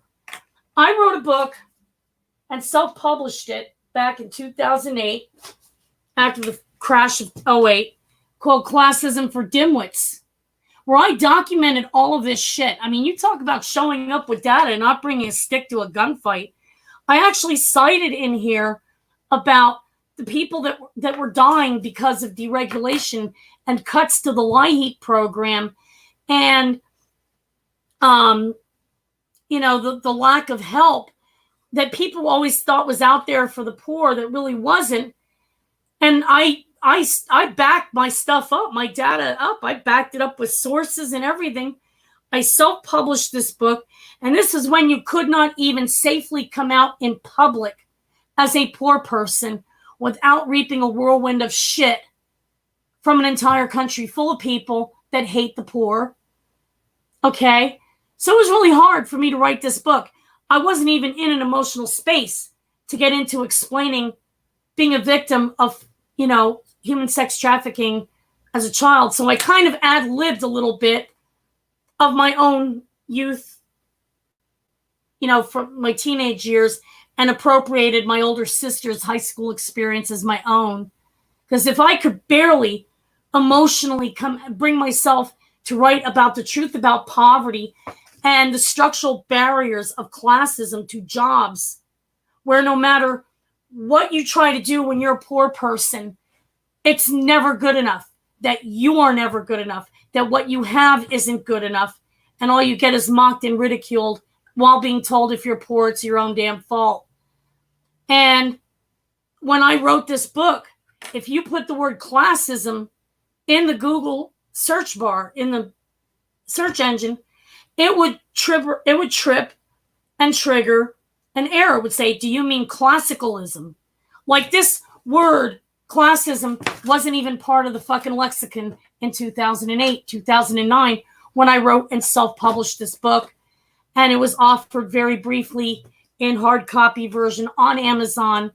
But then Amazon kind of got in a snit with Lightning Source, which was the self-publishing company that I went through to self-publish the book. No regular publisher wanted to touch it because nobody wanted to talk about poverty. Nobody wanted to talk about poverty. The media had been lying about, the truth about the lack of jobs and how people are really excluded no matter what you do. If you get a degree, if you're, quote, do all these right things to make you worthy, that you can still be shut out and left to fucking die, or panhandle and beg just to get money to maybe stay alive. I know, because this has been my life.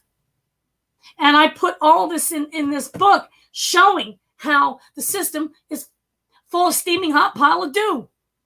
And another thing that I added was a part where I went, was another job that after that fiasco with Ion Health, it was before Ion Health. I got invited to interview in New York City as a math teacher for an what you call a distressed urban high school that was at risk for losing funding under the No Child Left Behind law. This was the assault on the public education system from very well-heeled interests like Betsy DeVos's family. Yes. Among others, it wasn't just her family. It was a lot of interests that just wanted to knock the wheels off and make the public education system suck. You know? And it's like these schools are dealing with poor kids that don't know where their next meal is coming from. They're going home to neighborhoods where they're dodging fucking bullets. I get it. I lived in North Philly. I grew up. I remember when the move people got blowed up on Osage Avenue. I mean, I was a witness. I lived through these times, so I got it. And it's like, well, I got a degree. And if Amy Escalante in his movie Stand and Deliver, which was a true story, could teach kids from the barrio advanced program calculus in high school and get them to pass, I can teach poor kids from inner city New York algebra and calculus too. That it's not impossible. You just got to believe in poor people and in poor kids. And actually, I don't know what the hell's going on here. Is my phone ringing? Angelo. Hold up. Hello, Angelo. I'm being interviewed right now. Can I get back to you in a minute, babe? It's so funny. That's Angelo? Yeah. Is that Angelo? Yeah. He's the one that put me in touch with you. That's so ironic that he would call during the live stream. But it's like, I go there to New York, right? Now this cost at the time, my husband's Social Security check, because he had to take it early, was only $600 a month. And I had zero income. And I'm a poor woman. I had nothing to bring to the marriage. I didn't have nothing of value. And, it's like when you live in a society that treated you like garbage and told you that you were shit and you were a loser your whole life, you start to believe it. After a while, it's hard not to. Even though a part of you, a very small spark inside of you is saying, no, you're not shit. You're just not being given a fair deal. It's really hard when it's you against the whole fucking world. And there's nothing more traumatic than suffering nonstop, life-threatening poverty and being in constant survival mode. If the only thing that would have happened to me was being trafficked into forced prostitution by a criminal gang when I was a child, and I would have been helped and lifted up onto my feet and then given a chance in life after escaping that hell, I'd be fine. There wouldn't be any PTSD. I wouldn't have anger issues. God knows what my life would be. I'll tell you what I wouldn't be. I wouldn't be so poor that now at age 53 and diabetic and a Crohn's patient who's disabled, I wouldn't be having to always beg literally for my life from the public at large because I don't have income. I have Medicaid pays for my insulin, but not my diabetic test strips and monitor batteries and Lancets to test my blood sugar. I get food stamps that's not enough to afford diabetic-friendly food that I can actually have. And I can't even get to the store because I don't have a car, and I can't use the $80 a month in food stamps that I was getting. Okay? I can't even use that to buy groceries on Instacart. If it wouldn't have been for Humanity Forward helping me with a micro grant because somebody in Yang Gang reached out to them on my behalf, if it wouldn't have been a cash grant from them, Russell, you and I would have never met because I'd be dead, because you can't take insulin without food. And I'd be dead because I literally had no way of getting food once shit started to shut down, because all the stores were going to Instacart delivery or curbside express pickup, which require that you have a fucking car and that you pay for the groceries ahead of time with a bank debit card or a credit card. They don't take the EBT cards, not the store's own curbside express platforms, and not Instacart, and not Amazon in my state. I mean, my state's really shitty. So if it wasn't for Humanity Forward, I wouldn't have been able to buy food. I'd be dead. Now, as hard as starving and not having health care and being homeless was on me when I was in my 20s and early 30s, I wasn't diabetic then. I didn't have Crohn's disease then either. And so when people act like I haven't tried hard enough in my life, I've got a lot of words to say to them in 52 different fucking languages, and they all begin with F and N and U. And no, it isn't. Listen, I'm so there with you. I completely understand. I get it, man. Oh, It's no, it's it it's fucking. gets better. It gets better when I go to New York back in 2004 to apply for that teaching job. It's like, okay, I met the qualifications. Do you have better than a 3.0 GPA or better? Yes, I do. Check. You have a degree in pure math? Yes, I do. Check. One of my student aid package programs was working for minimum wage as a peer tutor at the college, where I was teaching pre-med majors how to fucking pass Calc 3 so they could pass PChem. There's an old joke in the math department. Why do they make pre-med majors take calculus? It's to keep dummies out of medical school. That's the standing joke, you know? I'm serious. So it's like, okay, we go there. It takes my husband's whole Social Security check. This is back in 2004. And we go there. And before I go, I'm actually talking to the recruiter. And I said, now I want to know, because things are really tight money-wise for me and my husband right now. And I want to know, what are the chances that I will actually get hired? Because I don't want to travel from Erie County, Pennsylvania, all the way to New York City and have to pay tolls and have to pay for an overpriced Roach motel and, you know, all this other stuff to, you know, for these costs that I have no way to recoup if I really don't stand a chance of getting hired. And this woman flat up lied to me and said, oh, there's not very many math majors that meet, you know, the criteria that you do. You have a very good chance of getting hired. And it's like, good chance versus being poor with no chance if I don't try. So we wiped out my husband's entire month's Social Security check to drive all the way to New York in our Ford truck. I'm sorry, I'm a Ford person. I'm a Ford woman. And I said, man, no, I'm not a dude. You know what I mean. But we went all the way to New York City, where I had to go to what they call audition. And it cost a fortune for the parking, because you're talking Manhattan. I mean, fucking New York is nuts. The drivers there are nuts. The cost of living there is nuts. I mean, they charge you just a fart, for God's sake. And dude, I'm serious. When I saw that you were with the UBI and Yang gang thing in New York, I'm like, oh man, I pity them kids and what they're going to have to pay in fucking parking fees, because I know how nuts it is there. I know how nuts it is. New York is expensive. Fucking insane. So it's like, we go there, and I wasn't one of the ones picked. I get back home, and I called that recruiter, and I said, okay. And I finally pried the truth out of her, and I found out that I was one of 26,142 candidates with a math degree above a certain GPA selected to interview. That's not everybody who applied. That was just the pool selected to interview. Right. And guess what? That's crazy. The total number of jobs was only 1,800. And yet this was during a time when it's like, well, you have a college degree and it's a STEM degree. You should have no problem getting a fucking job. Blah, blah, blah. Bullshit.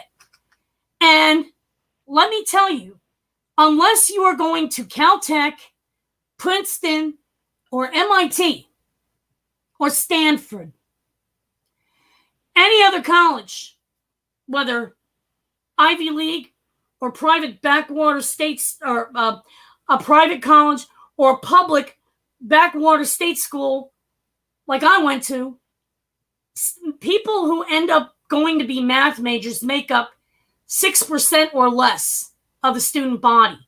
So how many fucking math majors is that, when out of the entire application pool, there were 26,142 of us selected to interview for only 1,800 jobs? And it's like, this is why I talk about things in Classism for Dimwits, about, you know what, for every one of you people that got lucky, there's a lot of other people that didn't get lucky. And guess what? You got yours at the expense of a whole lot of us that didn't get ours. Get off your high horse. And yes, I say that in my book. People don't understand, like, that one decision right there was like so critical for your success, but also for your failure. It was like an all or nothing gambit. You either spent the money and tried, like you said, to go get that job, or you don't spend the money and you face being poor. But then, if you don't, if you do go to apply for that job and you don't get it, now you're even further behind. It's so fucking crazy. While other people have the nerve to say, well, there's no excuse for being poor. You're just not trying hard enough. Pull yourself up by your bootstraps. That shit went out the window a long time ago, man. You know what? I blew all that away in this book, and I wish the fuck Amazon wouldn't have fucked me as a self-publishing author with not offering the paperback version of this. I have the last copy, and I use it as a desk reference to talk with other Yang Gang folks. So whenever anybody in Yang Gang comes up against schmucks who want to rag on Andrew Yang or UBI, they've got 351 pages of data, info, and reality and facts, to back themselves up and really flip that script on its fucking head, because this has been a problem for at least the past 20 years, if not longer. Remember, I graduated in 2001 at the age of 34, okay? I was going through this and trying to get jobs when I was still young enough and I wasn't too old or too sick or disabled or diabetic to have a fucking job. And at least I had a car. Now I don't even have a car. I am literally too poor to be able to afford to get a job. People don't understand you can actually be too poor to be able to get a job. Because if you don't have the ability to afford a car, and even if somebody offered to give me a car, I don't have the income to afford the mandatory auto insurance, the inspections, and the tags, the registration, to be able to drive it legal. I can't even afford my diabetic supplies, so I'm not winging it with my diabetes medication and hoping I don't pick a wrong number. This is how. Yeah, and it's crazy. And if you hear like Fox News and stuff, you hear them talk about how poor people they just want to be lazy. They just want to lay around. And they're talking about, we don't want them to make more on unemployment than they do with their job. Well, maybe that's a fucking indictment on the jobs. Maybe that's an indictment on what the piss poor wages that these companies are paying. That if I make $600 an hour, that I might fucking be. Are you fucking kidding me? I worked my whole life. Get out of here with that dumb shit. I hate these narratives that we hear on the fucking. It makes me so damn mad. It just makes my blood boil. And that, Russell, is neoliberalism in action.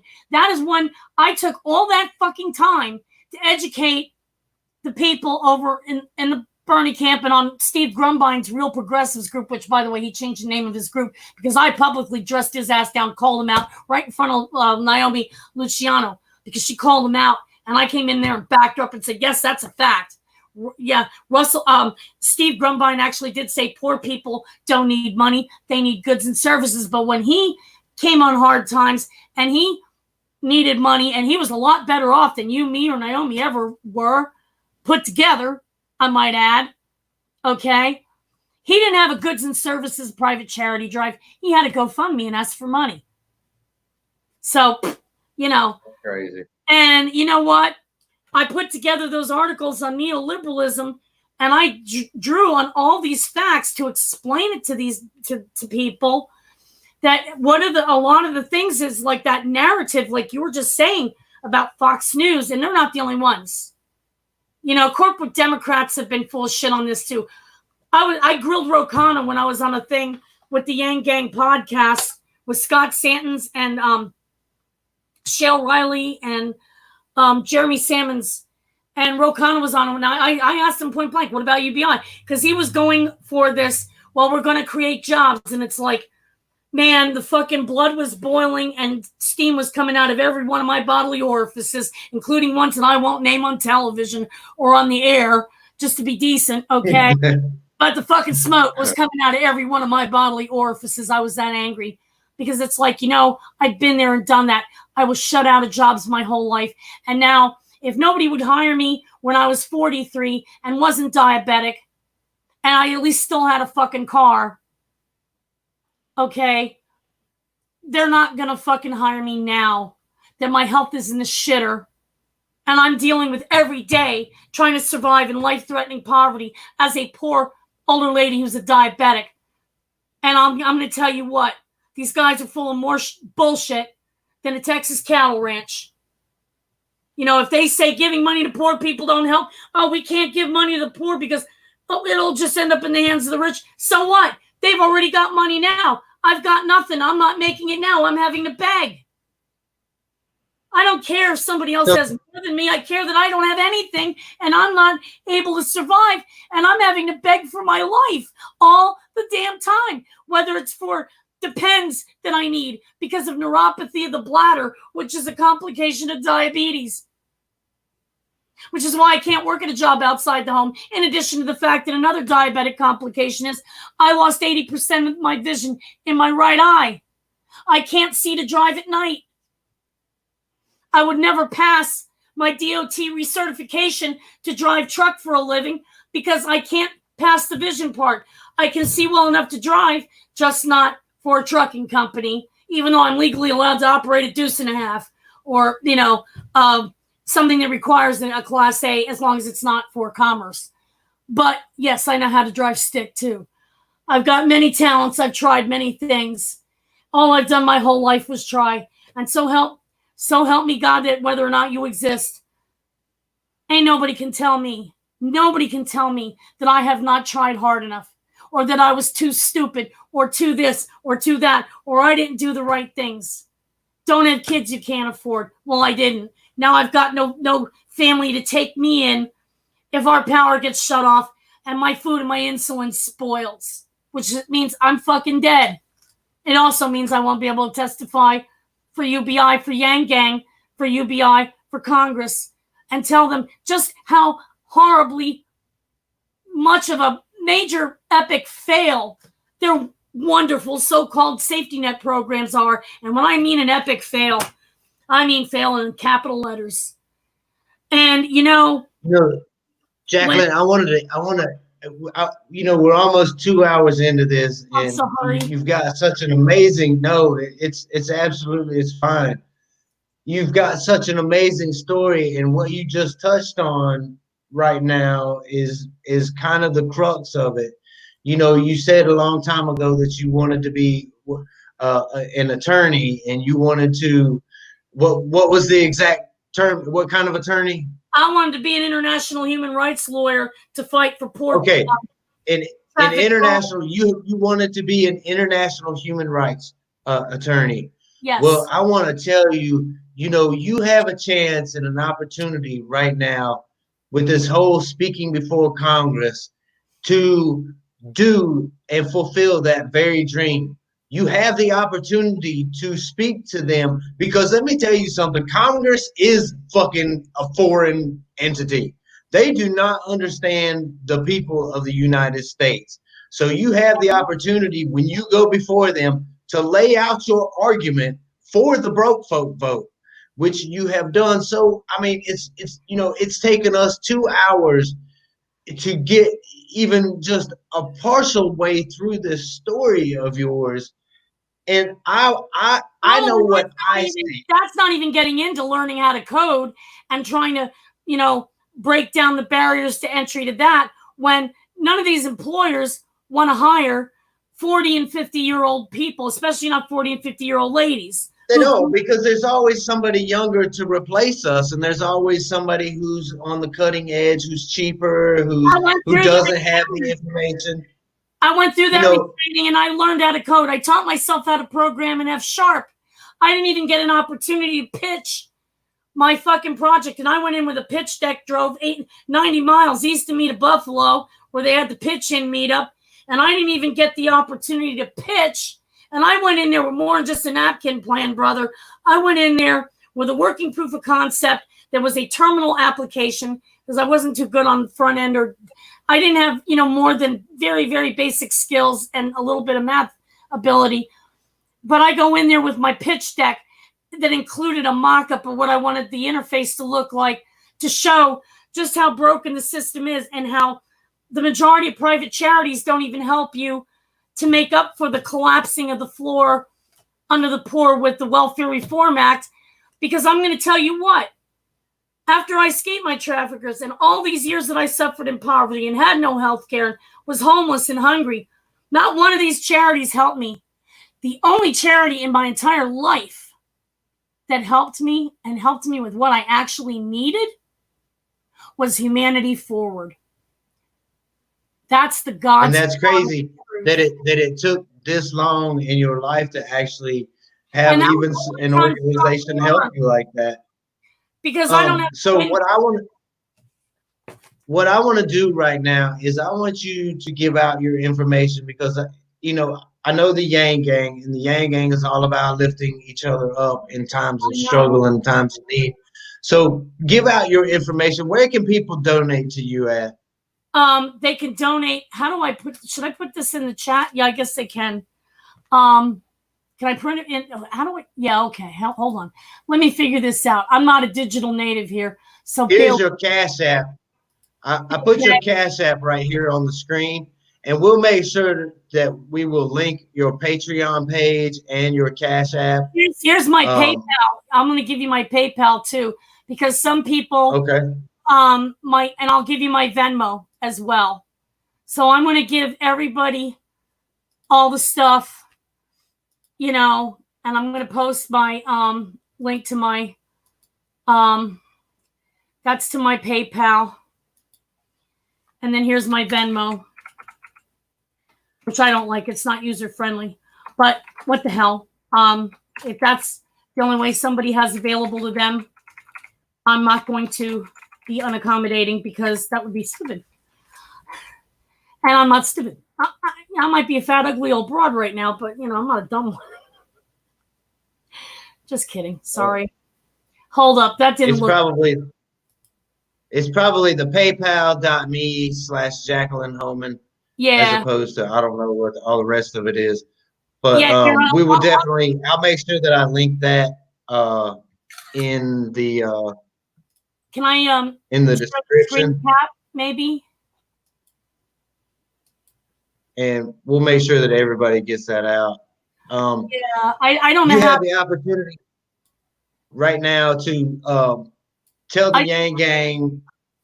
I know some last words.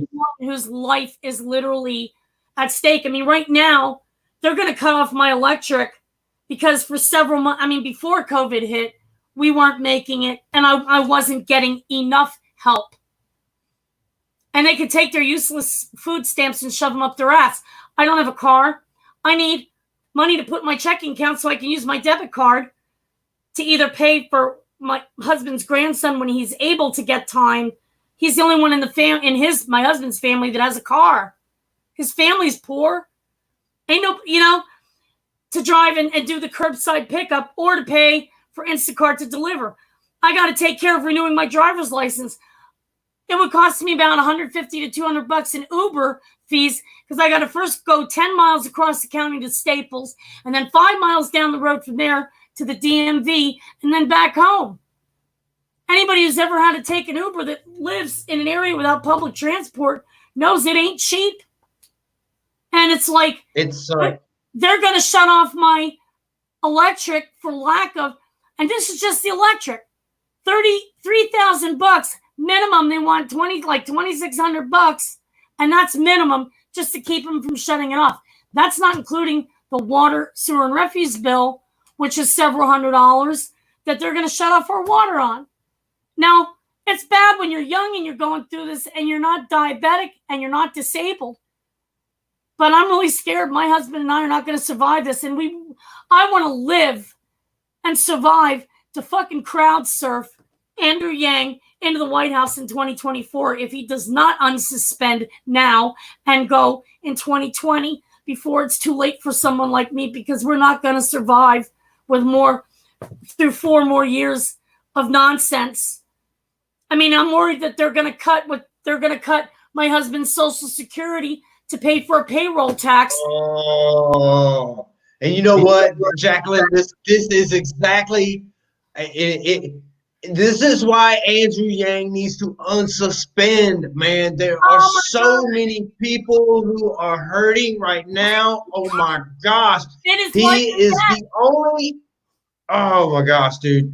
And And, and you know what? Andrew follows me on Twitter, and if y'all can get this story to him, I don't know if it'll make a difference, but man, damn, we got to do something because we're literally when you're poor, it's like you put out a fire, but you got like 10 more fires to put out, and you're like trying to juggle all these fucking fires at the same time, and it doesn't work. You just get further and further behind, and then you get trapped into the situation where you look around and man, you're like, what the fuck am I even doing, bro? This is nuts, man. It's like you're in the Titanic, and the Titanic is going down, and all the privileged people got all the lifeboats, and here we are, and they hand us a fucking teaspoon and tell us good luck. Bail ourselves out with a teaspoon when we're on the Titanic as it's going down. That is what. That's exactly it. You know, being poor my whole life, and I've done the retraining thing. I went through Rails Girls to learn Ruby on Rails programming. I then went and got into F# so I could do this project called the Jackhammer, which would expose the shortfall of a lot of these so-called nonprofits that are riding the nonprofit industrial gravy train that aren't like Humanity Forward. These are people that aren't in the up and up, but people will donate to them, and then the poor don't get helped. But people believe that the poor are getting helped when we're not. And it's like, man, if I would have gotten to pitch, God knows where the Jackhammer would have gone. But I went through all this retraining, and I had to go into debt to buy the computer to participate in the retraining. I went through 3 retraining programs, Rails Girls, then through a local place down on the outskirts of Pittsburgh where they were teaching poor women on welfare and displaced homemakers, dislocated factory workers, and dislocated coal miners.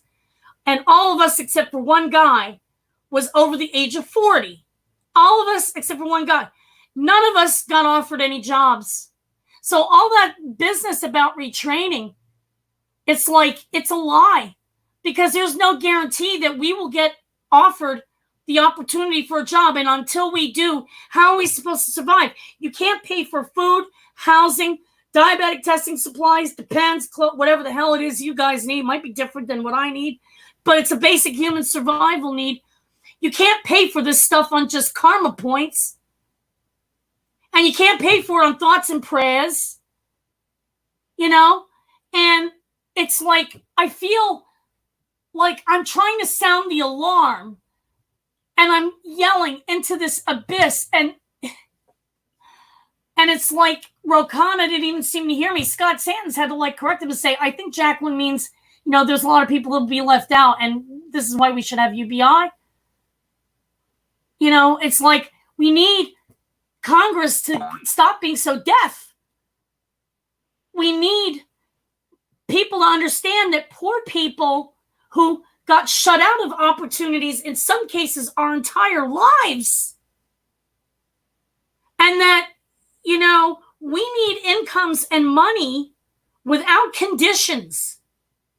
Without conditions and without a cap. That you won't get punished if you pull yourself up out of poverty with that seed. And we need people to understand that we need money for the same reason that people who've been more fortunate than us can't do without their incomes. If they can't pay for their needs on karma points, why should they think we're able to? Yeah, for sure. Jacqueline, I just want to thank you so much for coming on the show today. And I hope that somebody who sees this video, you know, we have a lot of people who are subscribed to this channel, and there are people out there who can help, you know, and it seems like a large amount, but I believe in the Yang Gang, and I believe that we can at least make a dent in it, if not help you. It's soul crushing to have to always beg for my life, because that wasn't what I had planned or had in mind when I was struggling to earn the good grades around eating from garbage cans and sleeping in a used Hyundai, putting myself through college 20-some years ago. You know, I had done nothing but try my whole life. And it is soul crushing to have to explain, Yes, I have tried everything. Yes, I went to this charity and that charity. Yes, I tried to get a medical note from the doctor. No, we wouldn't do it because it's based on the individual, the different states and the companies and these incorporated in hospital mergers and physician group mergers. And where I live, the one Medicaid accepting doctor that I can go to, he's affiliated with a hospital and an entire Western Pennsylvania medical merger group, that they have a policy. It's like and he told me it is the physicians group in St. Vincent's Hospital policy to not fill out forms or write notes for the utility companies to prevent, shutoffs unless there is a child in the home who has a chronic respiratory ailment. Doesn't matter if you're diabetic and you're going to die. If you don't have kids, you get no help. And if that kid doesn't have a respiratory ailment, you don't get help. So it's like, it's so frustrating to every time I have to put myself out there and beg and beg and beg and hope and pray that people will help and understand why I'm always having to beg. That yes, I have tried. And this was not my first resort. It was my last. And every time I have to do it, it's killing me. And it leaves me feeling like I need to think of one more reason why I shouldn't just eat a fucking bullet and get it over with. But I've got a 77-year-old husband who's in very frail condition who needs me, even though I feel like I've failed him, because with all my education and all the things I've learned and all the things I've struggled to accomplish, that, was all for nothing. It's like I have no words adequately available to me in the human language to describe just how fucked up that is. And every time I have to go through this and hear be deluged from, albeit well-meaning people, have you tried? I mean, those 3 words will flip my bitch switch so fast it's not even funny, because it's just... Because people don't realize the extent of what we've tried. People just don't get it. No, they don't. But one thing about it is you have definitely found your tribe in the Yang Gang. And I love you guys. And I'm so glad that before I grabbed my articles from that jerks so-called real progressives group, that I was able to tell them, you people don't give a shit about the poor. You just hate the rich. You don't give a shit about the poor. You don't give a shit about people like me. Because when I saw them shitting on you on Steve Delaney's channel, when I saw them shitting on Jessica Kennedy, a homeless mother, and calling her privileged because they said, she just wants, us workers to subsidize her privilege. What the hell is privileged about being homeless with children and a disabled spouse? Exactly nothing. And it just, I was like, oh my God. And I just, I can't believe that there's so many people who actually are okay with the status quo of broken programs, of people being left out, of if you're over 40 or over 50, you're not going to get any of these jobs that Rokan is talking about training for. We won't get hired. I know, I've been there, done that. Too poor to afford the t-shirt. You won't get those chances. Fred the Felon won't get those chances. So many of our friends in Yang Gang will never get those chances. And yet, if the means testing of SSI, I'm medically disabled enough to get it, but because my husband gets $1,037 a month in Social Security retirement, I'm pegged as too rich for an SSI check. So, I mean, the programs are garbage. There is nothing you can do. You know what?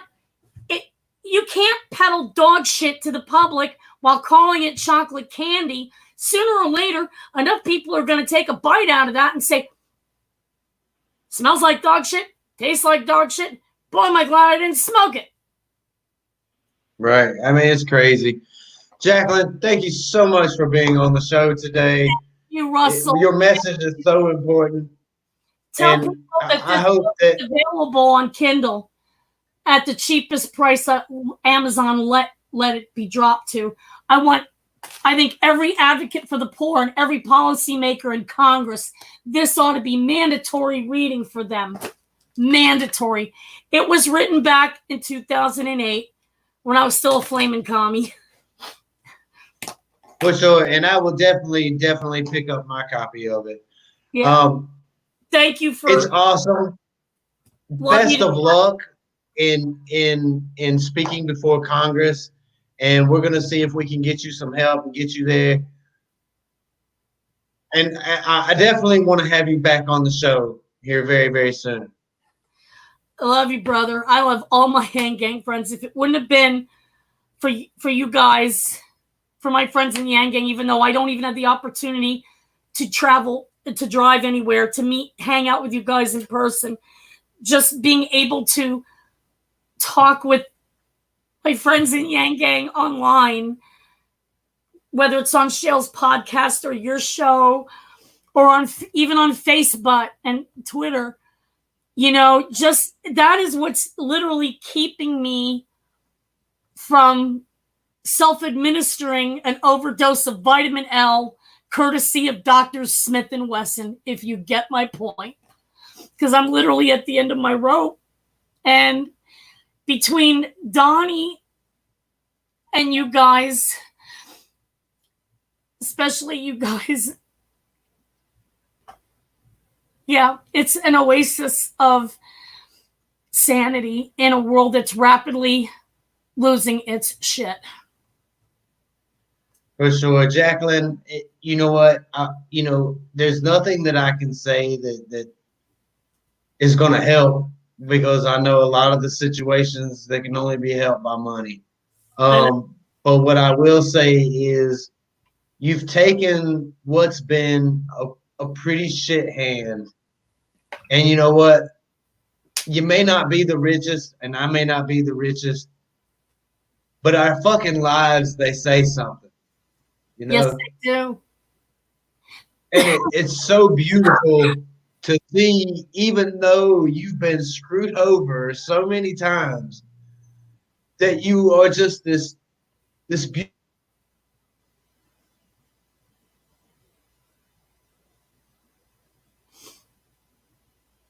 Russell, I think you froze. I see the timer going on the StreamYard, but you froze. Oh my gosh. Oh.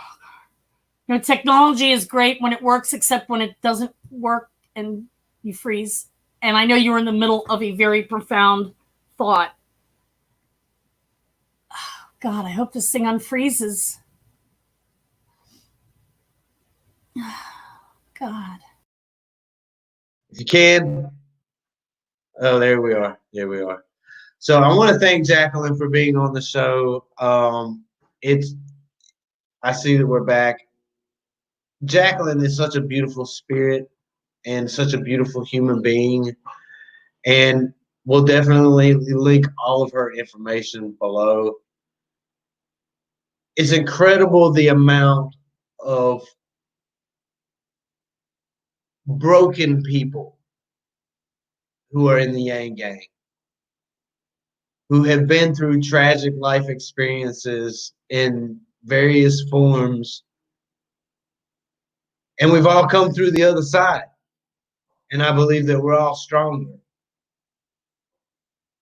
Even if our bodies get frail and sometimes our minds get weak, we can always look back and we can always say, I went through that shit.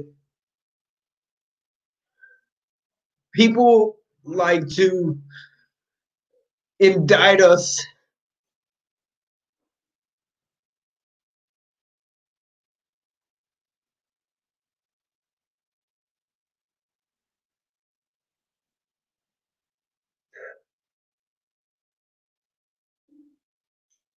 Excuse me. People like to indict us because of our shortcomings, and they fail to see the beauty that is inside each and every one of us. But I think those lights are starting to shine ever more brightly because we found a home in this thing, this place that we call the Yang Gang. It's a place where all the people who have been left behind by society have banded together behind this dude named Andrew Yang, who gave us a voice, who allowed us to have a place. And I don't know if he'll ever see this, but dude, you got to spend too many lives depend on what you have to offer.